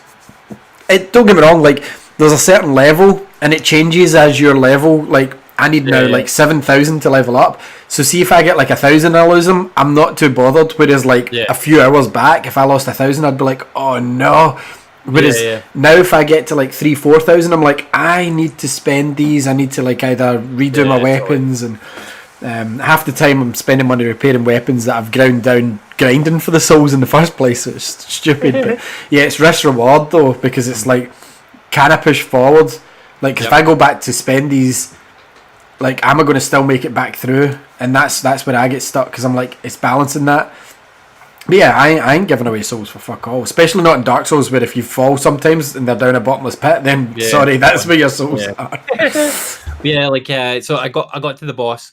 Like I say, I have two healing flasks left, and I'm like, I don't know what this boss is, and I think it was something that I hadn't fought before, if I remember right as well. And I'm like, I don't know what this guy is. This is like a total unknown for me. I don't know if he's tough. I don't know what the deal is. So like, I summoned my wolves and like prepared for the worst, really prepared to die, as you do. And I'm like, so nervous going into that fight, and then eventually he started coming up and attack me, and like he hit me, and he didn't do that much damage. I'm like, right, okay, that's fine. I had my shield up and did very, very little damage. I'm like, okay. And then I started trying to attack him and that, and I was doing good damage because I've got I'm using hook claws with they're up to, I think I've got them to like plus, but at that point I was at plus 15. I got plus 17 now. And they've got the bleed damage on them, so like hit him a couple of times and took decent amount of his health off, and then hit a few more times and it takes the sort of bleed proc off, and that takes a huge chunk off, and like I killed him like very quickly after that. So I was very happy to get the extra souls runes, and then was able to then use that plus the ones I already had. So see, and then a question for you now that obviously you finished Bloodborne as well. Do you think half the problem with these games is that you're apprehensive because of the reputation of playing them, of like attempting things? You're like, oh, there's a boss, I'm never going to beat that, and folk just give up. Whereas if you try and figure it out, they've all got patterns, and it's not that the games are difficult, it's just that you need to learn what's going to happen to you. Well, they are difficult because no, they're not. They are difficult. They're not. You just have to have patience. You have to have a lot of patience, and you have to have a lot of persistence as well. Yeah, but that's not difficult. That's just because a lot of people's mentality these days are fuck it, move on, I can't do that, it's too difficult. Whereas it's not actually difficult once you figure it. Like the amount of times I've beat the boss, and it's like sometimes in all these games as well, you'll come to a point where it's like, I can't beat him, I can't figure out his tails. Okay, you can always go and just grind the fuck out of it like an RPG and be overpowered. Like, that's possible in every Dark Souls game, so it's not that it's hard, it's just you need the time, effort and patience. And these days, especially for me, I'm guilty of it more than most. I give up too quick because I'm like, nah, it's too hard, I'm not even going to bother. Whereas when you actually put your effort, like sometimes, like it's more of the fear of the unknown. Like, I'm playing these games knowing the reputation, and I'm like, fuck, look at the size of that boss, like, and then you panic and he beats you and you're like, fuck this game, it is too hard. But it's not actually. If you go in and you just watch what he does, let him kill you a few times so that you can see what he's going to do, then you can at least dodge or parry his first move. Once you've got one of the cool strategies I saw for beating Margit was like someone would just go in and they would just let him attack them at first just to get a feel for what his attacks were. Then they would go back in and they would just try and dodge him. And they didn't use any summons or like the wolves or anything like that. And they didn't summon the sorcerer guy either, like none of that. They just went in, let him kill him a couple of times, and then started just trying to learn his patterns and work out where the sort of dodge points were. Yeah. And didn't try and attack him, and then after a while, I've got the dodges down. Now try and fit the dodges in. So you can do it that way. Like that's absolutely like learning the patterns. Like that's not the type of gamer that I am, though. No. Like I'm like, I see a tiny opportunity to stab Leroy Jenkins. Like, I'll try and stab him, and then he's like, bang. God. Yeah. That's why it took me 120 tries to That's- Margit. That's what I found difficult the first time I played Dark Souls. Is I'm like you. It's like Leroy Jenkins, run in and just try and whack it till it dies. Whereas in this, you can't just whack. You have to sometimes dodge. You have to try and learn to parry. Or like I can't parry very well, so I've learned to dodge better. Whereas seeing most of the games that I play action adventure, it's like running and hit. I don't even put up a shield. Yeah. Whereas the first thing I learned in Dark Souls was every new corner, put your shield up before you go round and do it carefully. Yeah, because that's the problem. Like I remember playing Dark Souls and I was like, "Fuck this," because the basic bastard skeletons at the start of that game nail you. But it turns out they're not basic skeletons. They're actually even quite tough at my level. The ones that are guarding the graveyard near where you're dropped off. That's the first place that kind of highlights. So if you go down here, and I think that's the part that's designed to go, So I'm walking down there now, and I can kill a skeleton. But the problem is you have to like have your speed up fast for that. And I don't know. I just always feel in these games that it is apprehension because I'm like, oh, these games are hard, and that is already in my mind before I'm even trying to win. So like, see that Capra demon? I didn't find it too difficult. Whereas like, I think it was the Taurus demon that put me off a lot because grinder doesn't always work if they've got one big boom attack and you don't know how to dodge it. So now that I've learned that it's okay to die, just try and not die with loads of souls. And then go back and attack them. Whereas I'm used to these games where it's like, no, if you die, you suck. It's just shit. You're just awful. Whereas Dark Souls is designed. The first boss in each of these style of games kills you straight away, and you've got no chance or very slim chance of beating them because I've seen people beating those bosses before. But like the first time you play it, it's designed so that it's like you died.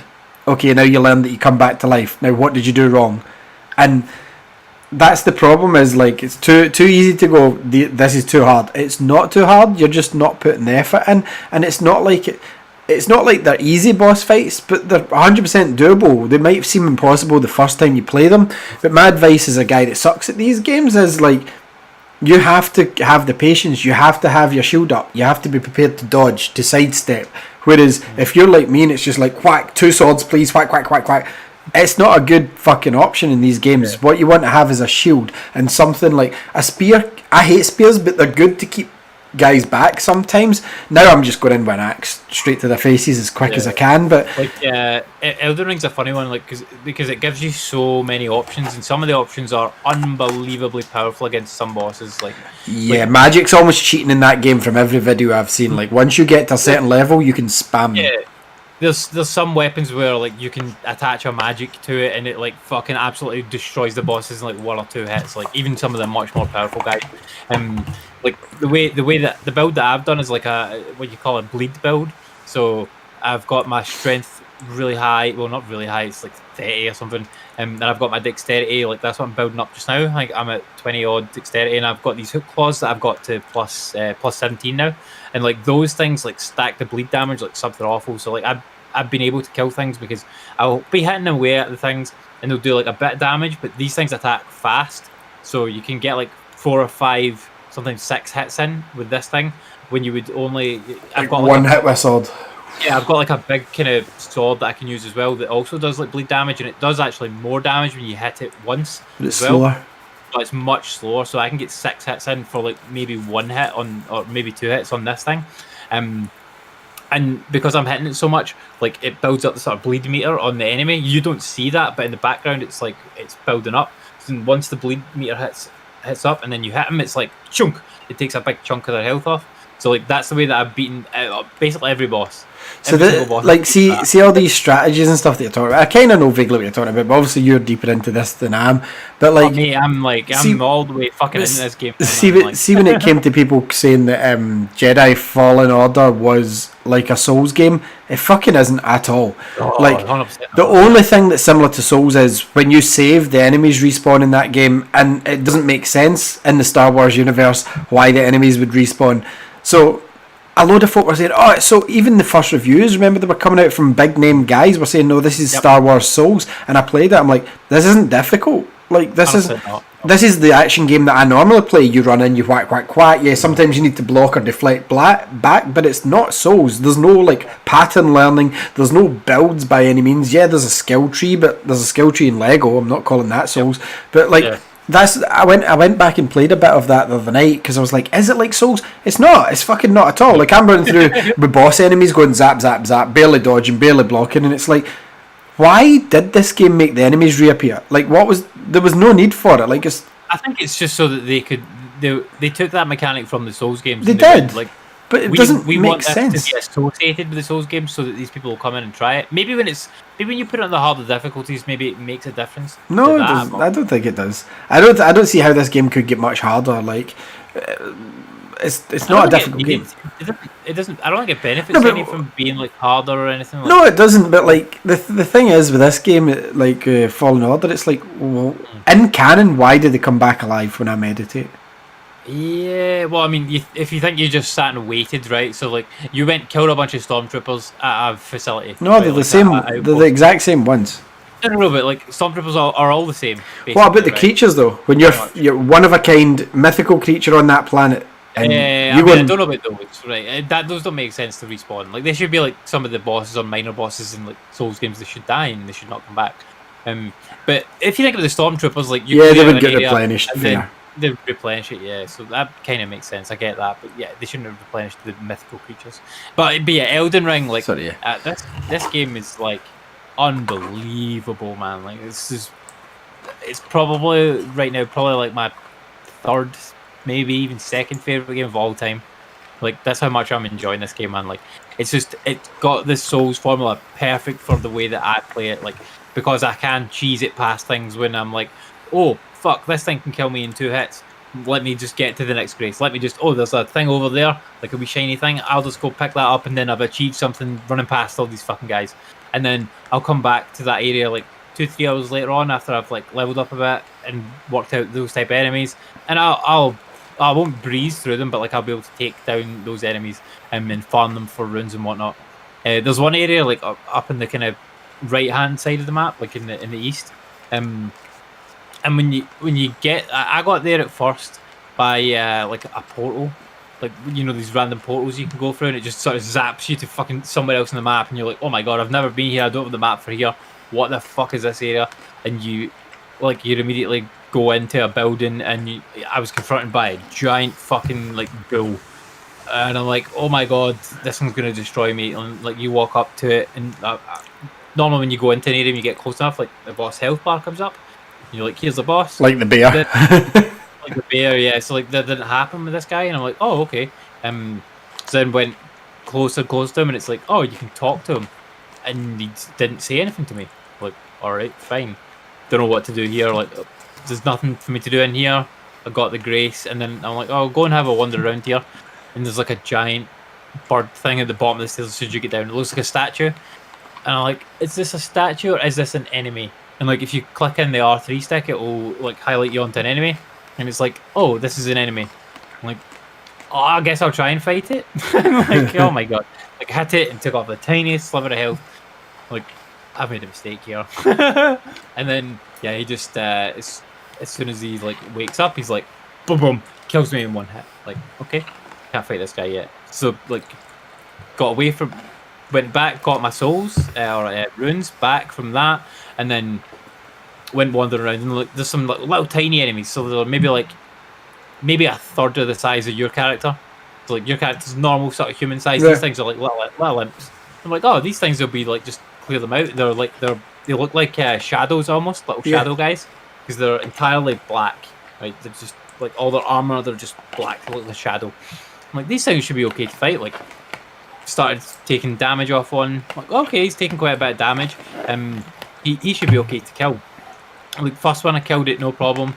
Second one I'm like, these are alright, I'll just clear these up. And like, it gave me like 1,000 souls for runes for, I keep saying souls, give me 1,000 runes for killing one. Like, oh, that's good, like, especially at that point in the game. This is a good area to like clear up some. Second guy I fought, he hit me, and I'm like, oh my god, he took off 3/4 of my health with one fucking hit. Like, Jesus. So like, these guys are like, they've got no health, or like, my weapon does like awesome damage on them, but like, their attack power is insane for such tiny little guys. Lucky there's not too many of them in that area, so like, you can take them down. I chose not to fight too many of them, but like, I do, anytime when I needed like a few thousand runes, like to level up all that, I'll go back there because I've got much higher level up now than that. So and I know their attack pattern, so I'm like I can avoid them easily. Especially if I stay on my horse, I can just run round in circles from them, and they're quite slow and they telegraph quite well. So they're easy enough to kill. So if I need a few thousand runes, I'll go there, get them, and then go level up. They still kill me now and again though. If I end up against 2 or 3 of them at a time, then yeah, like they'll take me down. Like if there's 3 or more, 100% of the time they'll take me down because they're like they do so much damage in 1 or 2 hits. But I bumped into a giant fucking black dragon on a bridge there, and you're talking. I was probably 20 hours into the game when I first seen this thing, and I'm like, oh my god, this dragon looks enormous. Like let me go and like try and fight it, and like I did one hit on it, and it managed to hit me one time, and it's like it took me down to like a tiny sliver of health, and I'm like, and it killed my horse. I had to revive my horse. I'm like cool, I'm running away from this, and I've went back periodically to try and fight that, maybe every 10, 15 hours or so, and like it's done basically the same thing to me, until I managed to beat it, like a couple of days ago playing. I'm like I'm gonna fight this fucking dragon. Like I feel quite powerful enough now. Like. My weapons dragons in these games, like especially Souls as well, seem to be stay the fuck away from dragons at first because they're always quite powerful. They're so big and they do. Whereas in Skyrim, you fight one in the first hour, and you can kill it like without too much hassle. But in this game, it's like don't fucking come near me. Like my fire will just absolutely destroy you when I go up in the air and go. Rah! But like I worked out his attack pattern. Like when he's lifting up, when he's like going to swing his tail back at you when you're behind him, got in amongst his legs and just like hacking away at him whilst I'm on my horse, so I can move quickly around to avoid his attacks easily. And like I killed him in like 5 tries once I was leveled up. Cool, like I'm really happy with that. Like he's fucking gone now. Like I've beat another couple of dragons around as well, and like I've beat like a magma dragon thing, and like I say, I reckon I've beat like 35 bosses in the game now, something like that, including one of the main bosses. So like there's Godric, he's a main boss, and then and I've beat 3 main bosses in total. So Godric was hard, but I managed to beat him. Really cool fight. Godric is like the second one I beat was in sort of magic academy place. This one, like the woman like spawns all these like clones of herself, and you have to kill some of them to make her. She's in like a big glowing sphere, and you can't hit her. You can't have to kill some of her clones, and then she'll come down. You can do some damage to her, and she died really easily. And I'm like, oh, that was piss easy. And then it takes you to the second stage. So like her health bar was gone, and then she's like, did some magic thing, takes you to like a wide open fucking plain, like where it's like a big kind of shallow water, very dark, except there's a giant moon in the background, which this woman fucking summons at you and tries to throw it at you. But I managed to beat her okay there with using the wolves and like going in at her just like aggressive because I had the bleed on, and like because I was able to get in close and just hammer away the attacks, like took her down okay. First time I beat her as well. She was one of the main bosses, but she was quite easier. I think she's kind of designed to be like that because after you beat that boss, it lets you respec. So like if you've put your points into like vitality and you're like, actually I'd much rather put it into whatever else, you need like a specific item from somewhere, and then you can go respec. I've got one of the items, but like I'm like, no, I'm just gonna keep going with like what I've got. Like I'm enjoying the going in and fighting with these hook claws. Like it's really fun. Because it is easy in these games to like think, okay, I'll just put points here and not know how you're going to play the game. Like in Dark Souls, I'm using mostly my axe and my shield, and I've got one magic spell, and I quite like it like that. I don't want to go into magic because I don't like the magic in these games. But I've put points into stuff that I'm apparently never going to use. So if I can get to a point, which I don't think you do in Dark Souls, to respec, I would take some of the points off of the bits I'm never going to use. Yeah, because there's been 1 or 2 bits and pieces where I've like I've come across a weapon. I'm like, oh, that'd be interesting to use, but I don't have enough like whatever it is. So it'd be cool to just experiment by like putting the points into that and being able to use it, because it comes up like a wee red X in the corner if you're like not suited to use it. You can still use it, but it like, does no damage. It does fuck all damage because your guy's like, oh, I don't really know how to use this. I'm a bit dumb. I'll just throw this fucking halberd or this hammer at the guy. Like, oh, maybe okay. And this doesn't work. But then I beat one of the hardest bosses in the game. He's called Radan, right? This is a So you beat man. 4 then, because you beat Margit as well. Margit's not a main boss though. Like he's like a sub boss before the main boss, which is crazy because of how hard they're after. But he's a sub boss, so I beat 3 of the main quote unquote bosses so far. Like they give you like a great rune sort of thing at the end of it. I beat 3 so far. You have to beat 2 to be able to get to the sort of final boss, right? You can beat 2 and then go to the final boss area. That's what I'm trying kind of head just now, into the kind of big city. And I think you can bypass the Sentinel guy that I'm fighting, but I don't want to. I want to beat this fucking guy. Like I've fought him like 50 times. So I want to, but I beat Radan. Now, what happened with Radan is Radan was a really bastard tough boss fight. And like first time I went to beat him, I went to fight him. Like you go through this castle and there's like, I'm sure there's a few enemies on the way, and then you come to like a big kind of open area, and there's a bunch of like there's ghost guys and like other guys kind of standing around, and you're like, right, I'm ready to fight. And then you walk in and nobody comes to fight you. And basically these guys are warriors that are there, and they're gathering to go to try to fight Radan. Warriors come out to play from the film The Warriors. Okay. He's so they're gathering. They're gathering there, waiting for me to come, basically to go like, right, cool, we're going to go fight Radan now. So you can go and speak to them and whatnot. And they tell you bits and pieces of their backstories and whatnot. And you start the sort of festival that they call it a festival, but it's like you're fucking going to fight this bastard guy in a huge field. So you go to fight him, and now I tried to fight him probably a couple of weeks ago.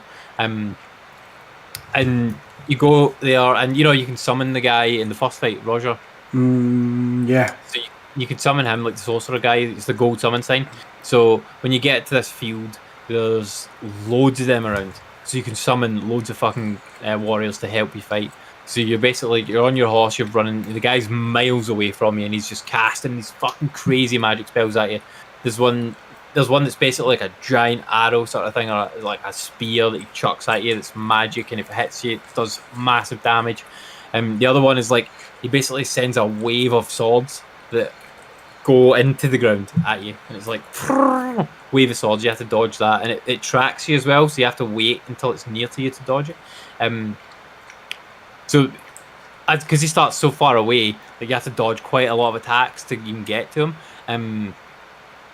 And if you can get to him without getting hit, awesome. But if not, then you either die or you've used up a shitload of health flasks, even just getting to him before you even fought him.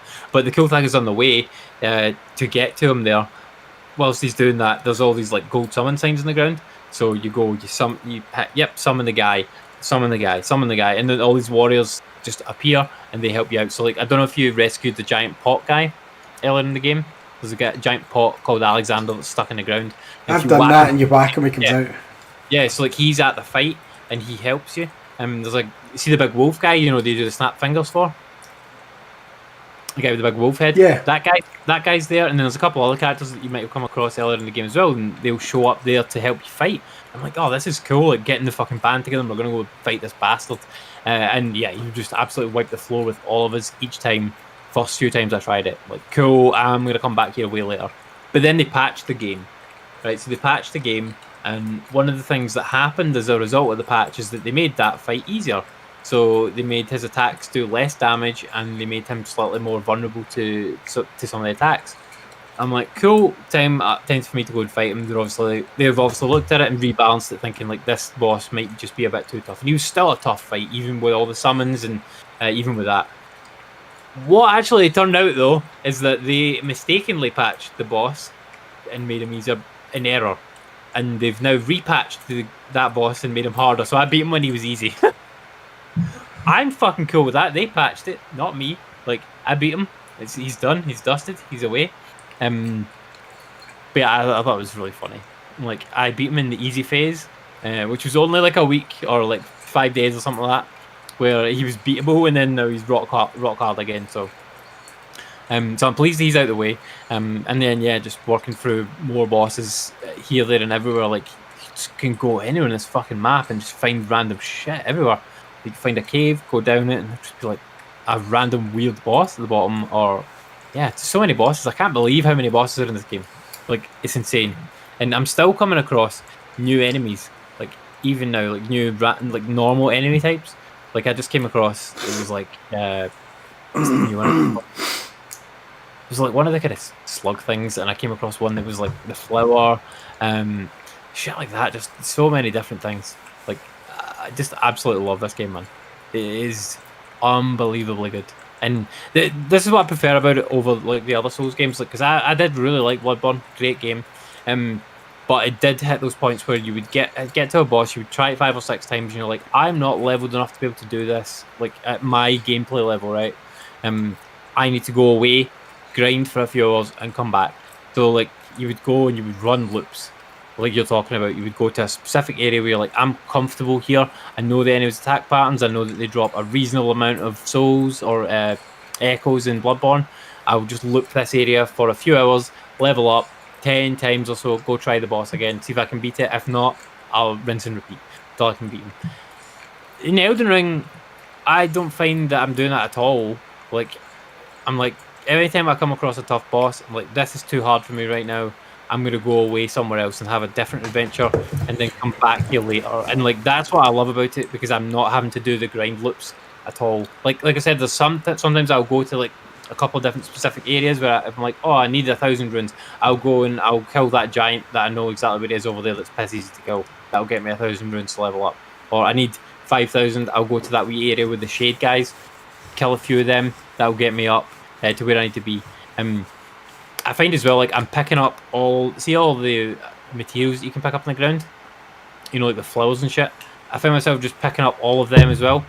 And I hate crafting. Crafting in the game, I don't get it, and I don't want to do it. I hate crafting in all games.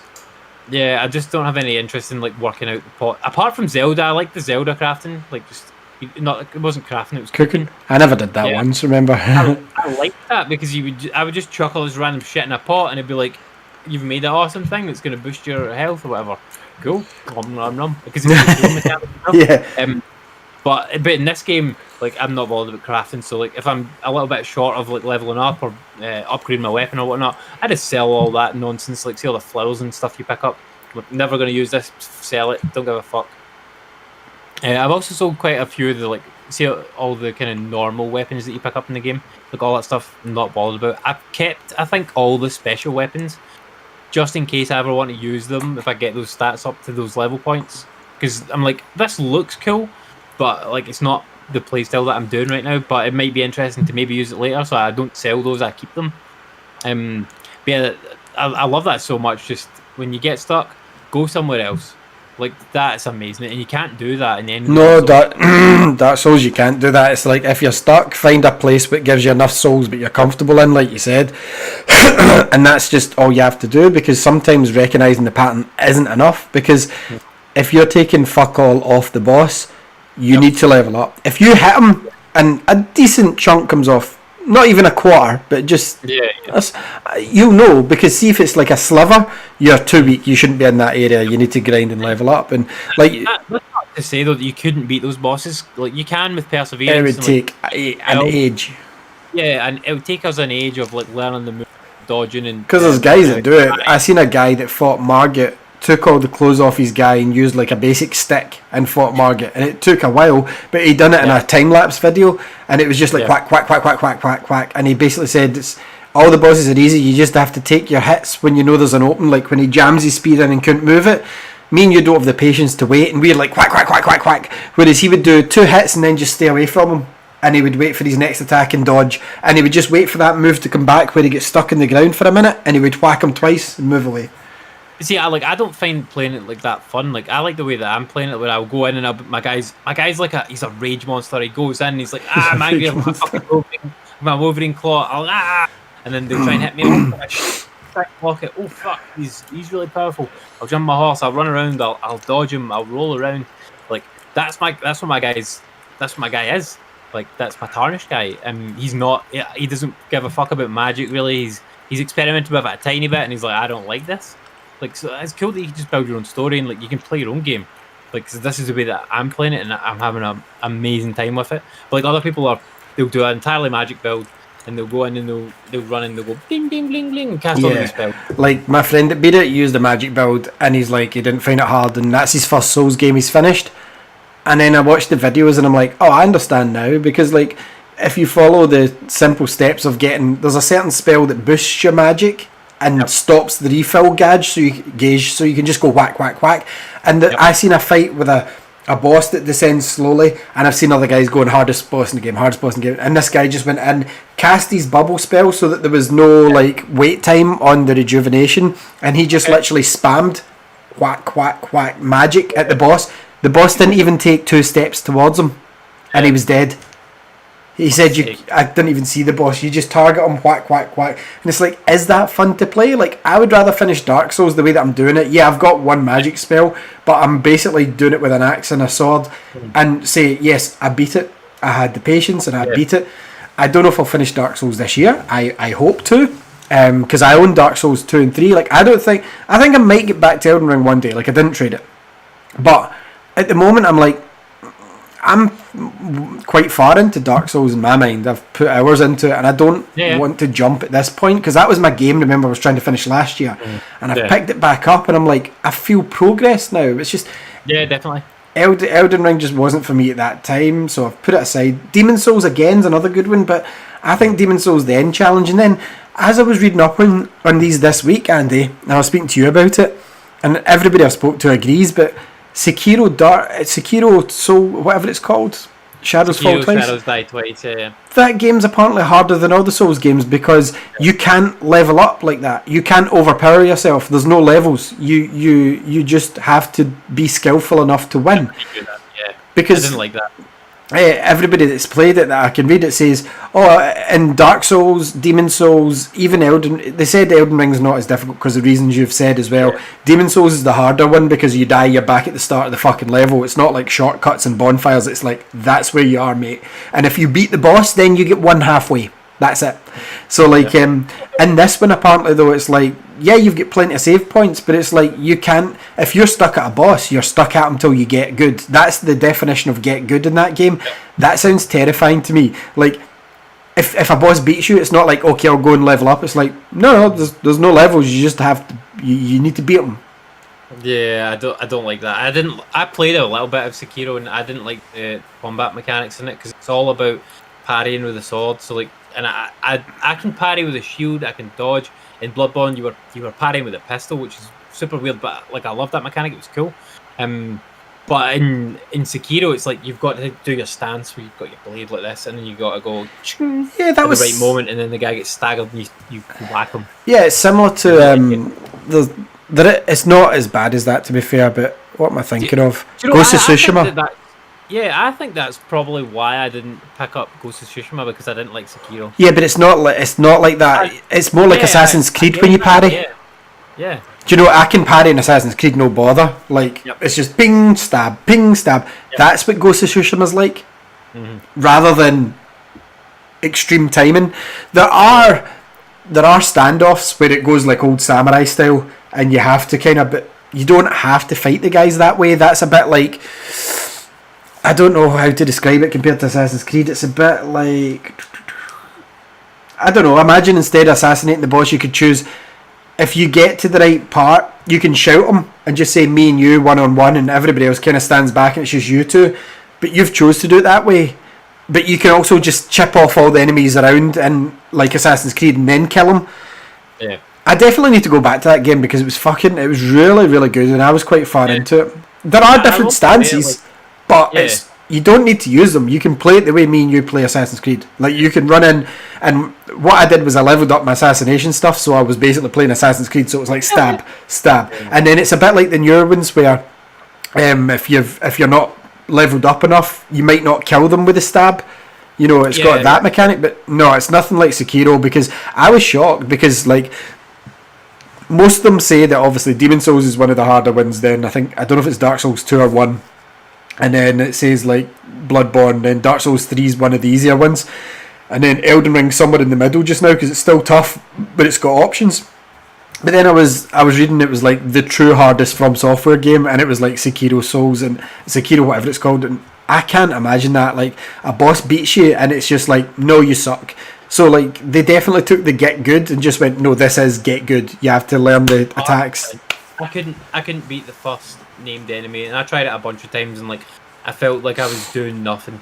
And I get that you can kind of get that maybe if you fought the Tree Sentinel, but like for example, but you can get past. You've got options.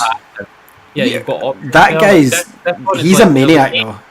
There's a gate here. You have to beat this one boss to get through the gate. This is like where the game is, and that's it. Like I could beat the normal enemies like okay. Sometimes they would still kill me, but could beat them. But then as soon as I got to that, and like you say, there's no like leveling and something. Really, yeah. Like, oh, yeah. I think you can get new moves. I think you can get new moves, and that's what you level. But like your character doesn't level up to bigger health bar or bigger. It's just your character at the start. And I think as well, from what I read, is you only get the one weapon for the whole game. Like that's your weapon for the game. It's not like you can. Yeah, it's not like you can level up the weapon or anything like that. It's like here's your sword, learn. And I'm like, that's like the ultimate test if you finished every other Souls game, I reckon. Like, but for me, I think I could easily see me playing through Dark Souls, and like part of me wishes I'd started it on Xbox because it does look better. 60 frames per second does make it easier because I fired it up on Xbox, Andy, and I was dodging a lot easier, and I'm like, I'm too far in to stop this now because I'm playing it on Switch, which is. Oh, you would get through much quicker, but you'd still have to level up and stuff. Oh, it's still patterns and stuff. It'd still be a challenge, but like I ain't playing Dark Souls on Xbox. I'm too far on it. And then like I've got Dark Souls 2 and 3 because I bought them because they had a big sale a year or two ago, or maybe during lockdown. It was like the bundle of like, because obviously it was Game of the Year editions. I went, do you know what? I'm just going to buy them all three of them. Yeah. And I've never touched Dark Souls 2 or 3, but that's if I finish Dark Souls 1. Do you know what I mean?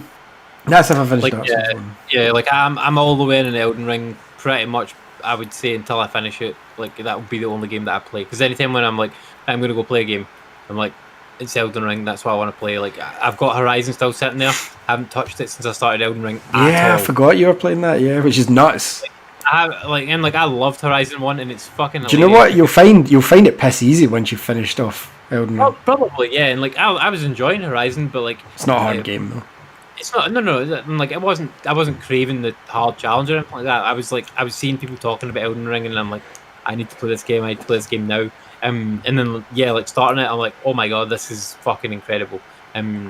It's kind of like, it's kind of the opposite has happened with me with this game and with Horizon and Elden Ring is what happened with me in Horizon and Zelda and Mass Effect. That's so, right. Like, Horizon, Mass Effect, Zelda, I played them all within the first week of them coming out and running about the same time.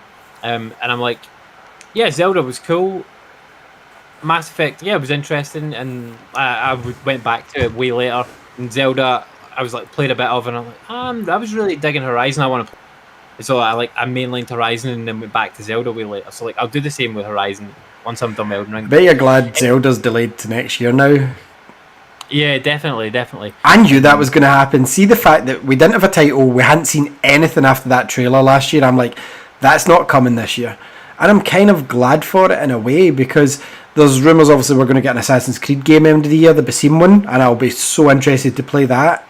And then obviously if we're going to get Splatoon 3 pretty soon as well, so we're going to have a full schedule of games, and I've got a funny feeling we are going to see Jedi Fallen Order 2 by the end of the year. Very possibly, yeah. And like Gotham Knights is still this year. Gotham Knights is this year as well, so yeah, that's more than enough big games to see us through. When's that out? Summertime? October, August, that's September. Like it did get dated. They did put a date up. I want to say it's October. And that game is co-op, yeah. Oh, the whole game's co-op, yeah. So we will play that one, yeah.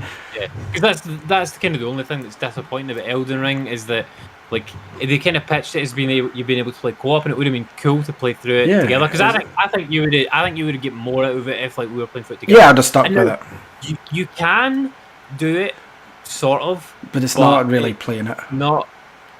Like I could help you get through the game basically, like using my character. Yeah, but that's not what I wanted to do. I wanted us both to adventure and both to go right at the same time. Yeah. In the same instance, like that would have been awesome, but that's not the way that the game works. You basically summon somebody at the boss, and then they can stay in your world until the boss is beaten, basically. Yeah. So, like, you could summon me kind of like in Dark Souls. Yeah, you could summon me at Godric, and then we would go, right, cool, let's go away and do. Yeah, that's not the same thing, though. That's not the same thing. Nah, so like, no, Gotham Knights is a co-op game because like. It's Arkham Knight, but obviously you can co-op. I don't think we're going to find it difficult, but I think it'll be fun to play through as definitely couple of the characters and swinging about, and a good co-op game. But I was watching Star Wars Theory talk about Lego Star Wars the other night before it came out. Obviously, it came out today. In fact, I was watching them last night, and I was like, do you know what I still want? And I've said it to you so many times. Gears of War guys, just make me a Clone Wars game. Like, that would be... Replace the Clone Troopers. Yep. 4 of you. Even the Bad Batch, it's perfect. It's 4 of them. Yeah. Like, there you go. And have the surrounding battle being in the middle of the Clone Wars. Well, the Bad Batch was slightly... Well, they were during as well. But you know what I mean? Like, Bad Batch is set after Order 66, which is the most interesting part of it. Because Order 66 happens and they're like, why are they killing the Jedi? What's going on? But like, no, in the middle of the Clone Wars, I want to see the droids running about. I want to be in the middle of a field. I want the cover-based mechanics. Like, that would be perfect for me. Like, and all that we need to do is reskin Gears of War, and I'd be so happy. Like, see if they reskinned Outriders as a Star Wars game. Yeah, that would work. Because the gameplay mechanics in that were good. Like, the enemies just weren't that good, and the story and the characters were a bit crap. Just make them droids. Like, see if you fucking chucked in clones and droids and like Star Wars aliens planets, and wrote a Star Wars story in that, in the Outer Rim or whatever. Be brilliant. Oh my god, yeah, amazing. Yeah, with the odd Jedi thrown in, absolutely brilliant game, like a co-op game, cover-based shooter, absolutely perfect. But no, Elden Ring is just not one. Elden Ring is fucking amazing. I can tell you right now, this is my game of the year. I can tell. Don't give a fuck what else comes out this year. This is the game of the year. I think Gotham Knights is going to be pretty good. I mean, even though, don't doubt it, but there's no way it's going to be this. Do you know the weird thing is that this isn't a continuation of Arkham Knight, even though at the end of Arkham Knight, Bruce Wayne's dead, and during this game, Bruce Wayne's dead. Yep. And then they're like, no, but the sequel's the one that looks like Sunset Overdrive, the Suicide Squad one. It's terrible, that game. Why? I don't like it. I don't like the look of it. I don't like the look of it at all. Whereas this game, it's like, yes, this is perfect. It looks like more of Arkham Knight, but I'm playing as new characters. It's a continuation of the story. They're like, no, this one's not canon. I'm like, well, do you know what? Fuck you. See in my head, this is the next Arkham game. Yeah, this is the next game, yeah. Well, it makes... Do you know what? I bet you at some point it was, and I don't know why they don't just say it is. Because I think you're right. Bruce Wayne faked it. He's not dead, because if you've done the extra special ending, you find out Bruce Wayne's faked his death in Arkham Knight. He set fire to the mansion, blah, blah, blah. Well, this starts where Bruce Wayne is dead, so to me it's like 100% this started as the sequel. 100%. Yep, definitely. But yeah, I'm looking forward to that one. Like, that's probably the next game I'm looking forward to. Like, Splatoon 3 will be good, but I'm surprised we haven't heard about it by now. When is that out? May? Well, the rumours are May, June, but like, you know what Nintendo's like? Nintendo can go, oh yeah, Splatoon 3, it's out next month. Yeah, here's a 30-minute direct on it that I don't need to watch. No, but they will do that, because like most companies, as you know, like Square or anyone will be like, here's our game, it's out in a year or two. Whereas like Nintendo can go, oh yeah, this is a big game and it's out next month. Look at Metroid Dread. It's like, it's out. Yeah. So they've done it before, they'll do it again, because everyone's like, oh no, they've not announced it. I'm like, this is Nintendo. Splatoon 3 is going to be this year. 100% is. The reason Zelda keeps getting delayed is because they need it to be perfect. And I reckon this time they've went, oh shit, people really like Elden Ring. Can we steal anything from it? I fucking swear that they've done it. They've like, what if we pushed it back 6 months again? Can we add some of this stuff? And they've went, absolutely. Guarantee you what they've got and they'll add is respawning enemies. They'll do that, because they did respawn them slightly in the first game anyway with the Blood Moon, remember? That blood stuff, but it wasn't every time you saved. I guarantee they add that. Or they add it as like a hard mode, so it's like Souls-like. Yeah, something like that, yeah. They will. But yeah, Elden Ring's fucking amazing. Plus, I bet you they wanted the Game of the Year award, and I think they've realised Elden Ring's won it. Yeah, totally. Because, and also, they need this Zelda to be perfect, because it's following up what everybody says is the best Zelda of all time, and it is. To me, it is. Fuck Ocarina. This is the best. That was the best Zelda. They can't have it just being, oh, the sequel was okay. They need this to be just as good. And I think they've went quite ambitious with it, because it looks like you've got the standard world of Hyrule in this, you've got the clouds, and you've got the underworld in this one. Plus it's the first one that's Switch only, but it's pushed back again, so obviously folk are saying, are they holding it back for the next Switch? I don't think so. I don't think so, because they came out last year and said we're only midway of the Switch life cycle, so no. But no, anyway, the only other news, E3's cancelled, Andy. I mean, it's been dead and buried for 2 years now. Yeah, but this is the first year where they've even cancelled the digital event, which means they didn't have people confirming to show, and it's because Jeff, what's his name, Knightley, just keeps going, come here. Yeah, the summer game fest stuff like that stuff. Like the E3 stuff that was last year, like it was very disjointed. You didn't know what was E3, what wasn't. Like it was confusing. And yeah, everything gets spread out over the summer. I think we'll still get a Nintendo Summer Treehouse because people keep getting confused. Like Nintendo do their own kind of thing. They do the Treehouse at E3, but the rest of it's all just Nintendo's own event that happens at the same time. So all they'll do is they'll do their own Treehouse and they'll do their own Nintendo Summer event. It'll be the same time, and they might even tie it into like the Summer Game Fest. They might tie it in with that somehow. Which is usually August, isn't it, for that one? Well, I mean that usually happens like for a bit longer, like through the summer. I can't remember, but that'll come up and you'll see all that. Because I think that happened actually at the same time as E3. Like started at time it E3 did. and then it went Summer Games Fest did, but the Game Awards is later in the year. Yeah, you're right. As soon as that came up, like the E3 digital events cancelled, like Jeff Keighley's just tweeting like a winky face. It's like, yep. Has he got a big problem with E3? I don't understand the backstory with that. Well, the thing is, like, he knows that, like, he's now got the entire audience. Yeah, well, because people still like the gamers are still wanting the information. Like, they want to know about the latest new games that are going to be coming out. And they're all going to go down now. No one's going to be bothering with E3, so he's now got like the entire captive audience. Like for 2 events because he does the Game Awards as well. Yeah, the Game Awards is usually get the bigger surprises, but I still think in the next few weeks Star Wars Celebration is going to be worth keeping an eye on for gamers. Obviously it's like Disney's D3 where they do the thing with the Marvel slate as well. This is Star Wars yearly thing now that they have where they're like, here's our upcoming shows and here's the film that's coming and here's some games. And like the last one that happened before COVID was obviously Jedi Fallen Order. We heard about all the shows and stuff.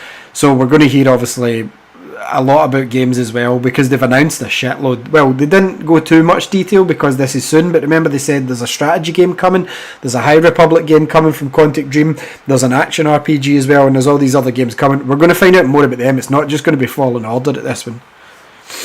Yeah. And EA crying because they can't make another Battlefield.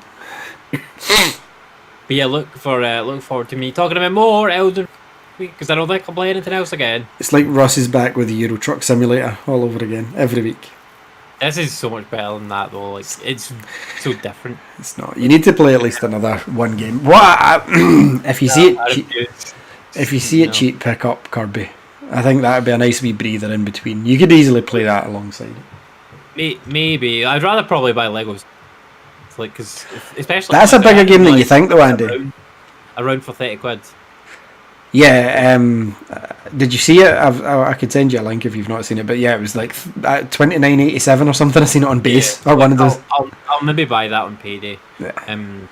Pick that one up because like it sounds cool and interesting, and like I love Star Wars. So, well, you like the bad Star Wars, but yeah.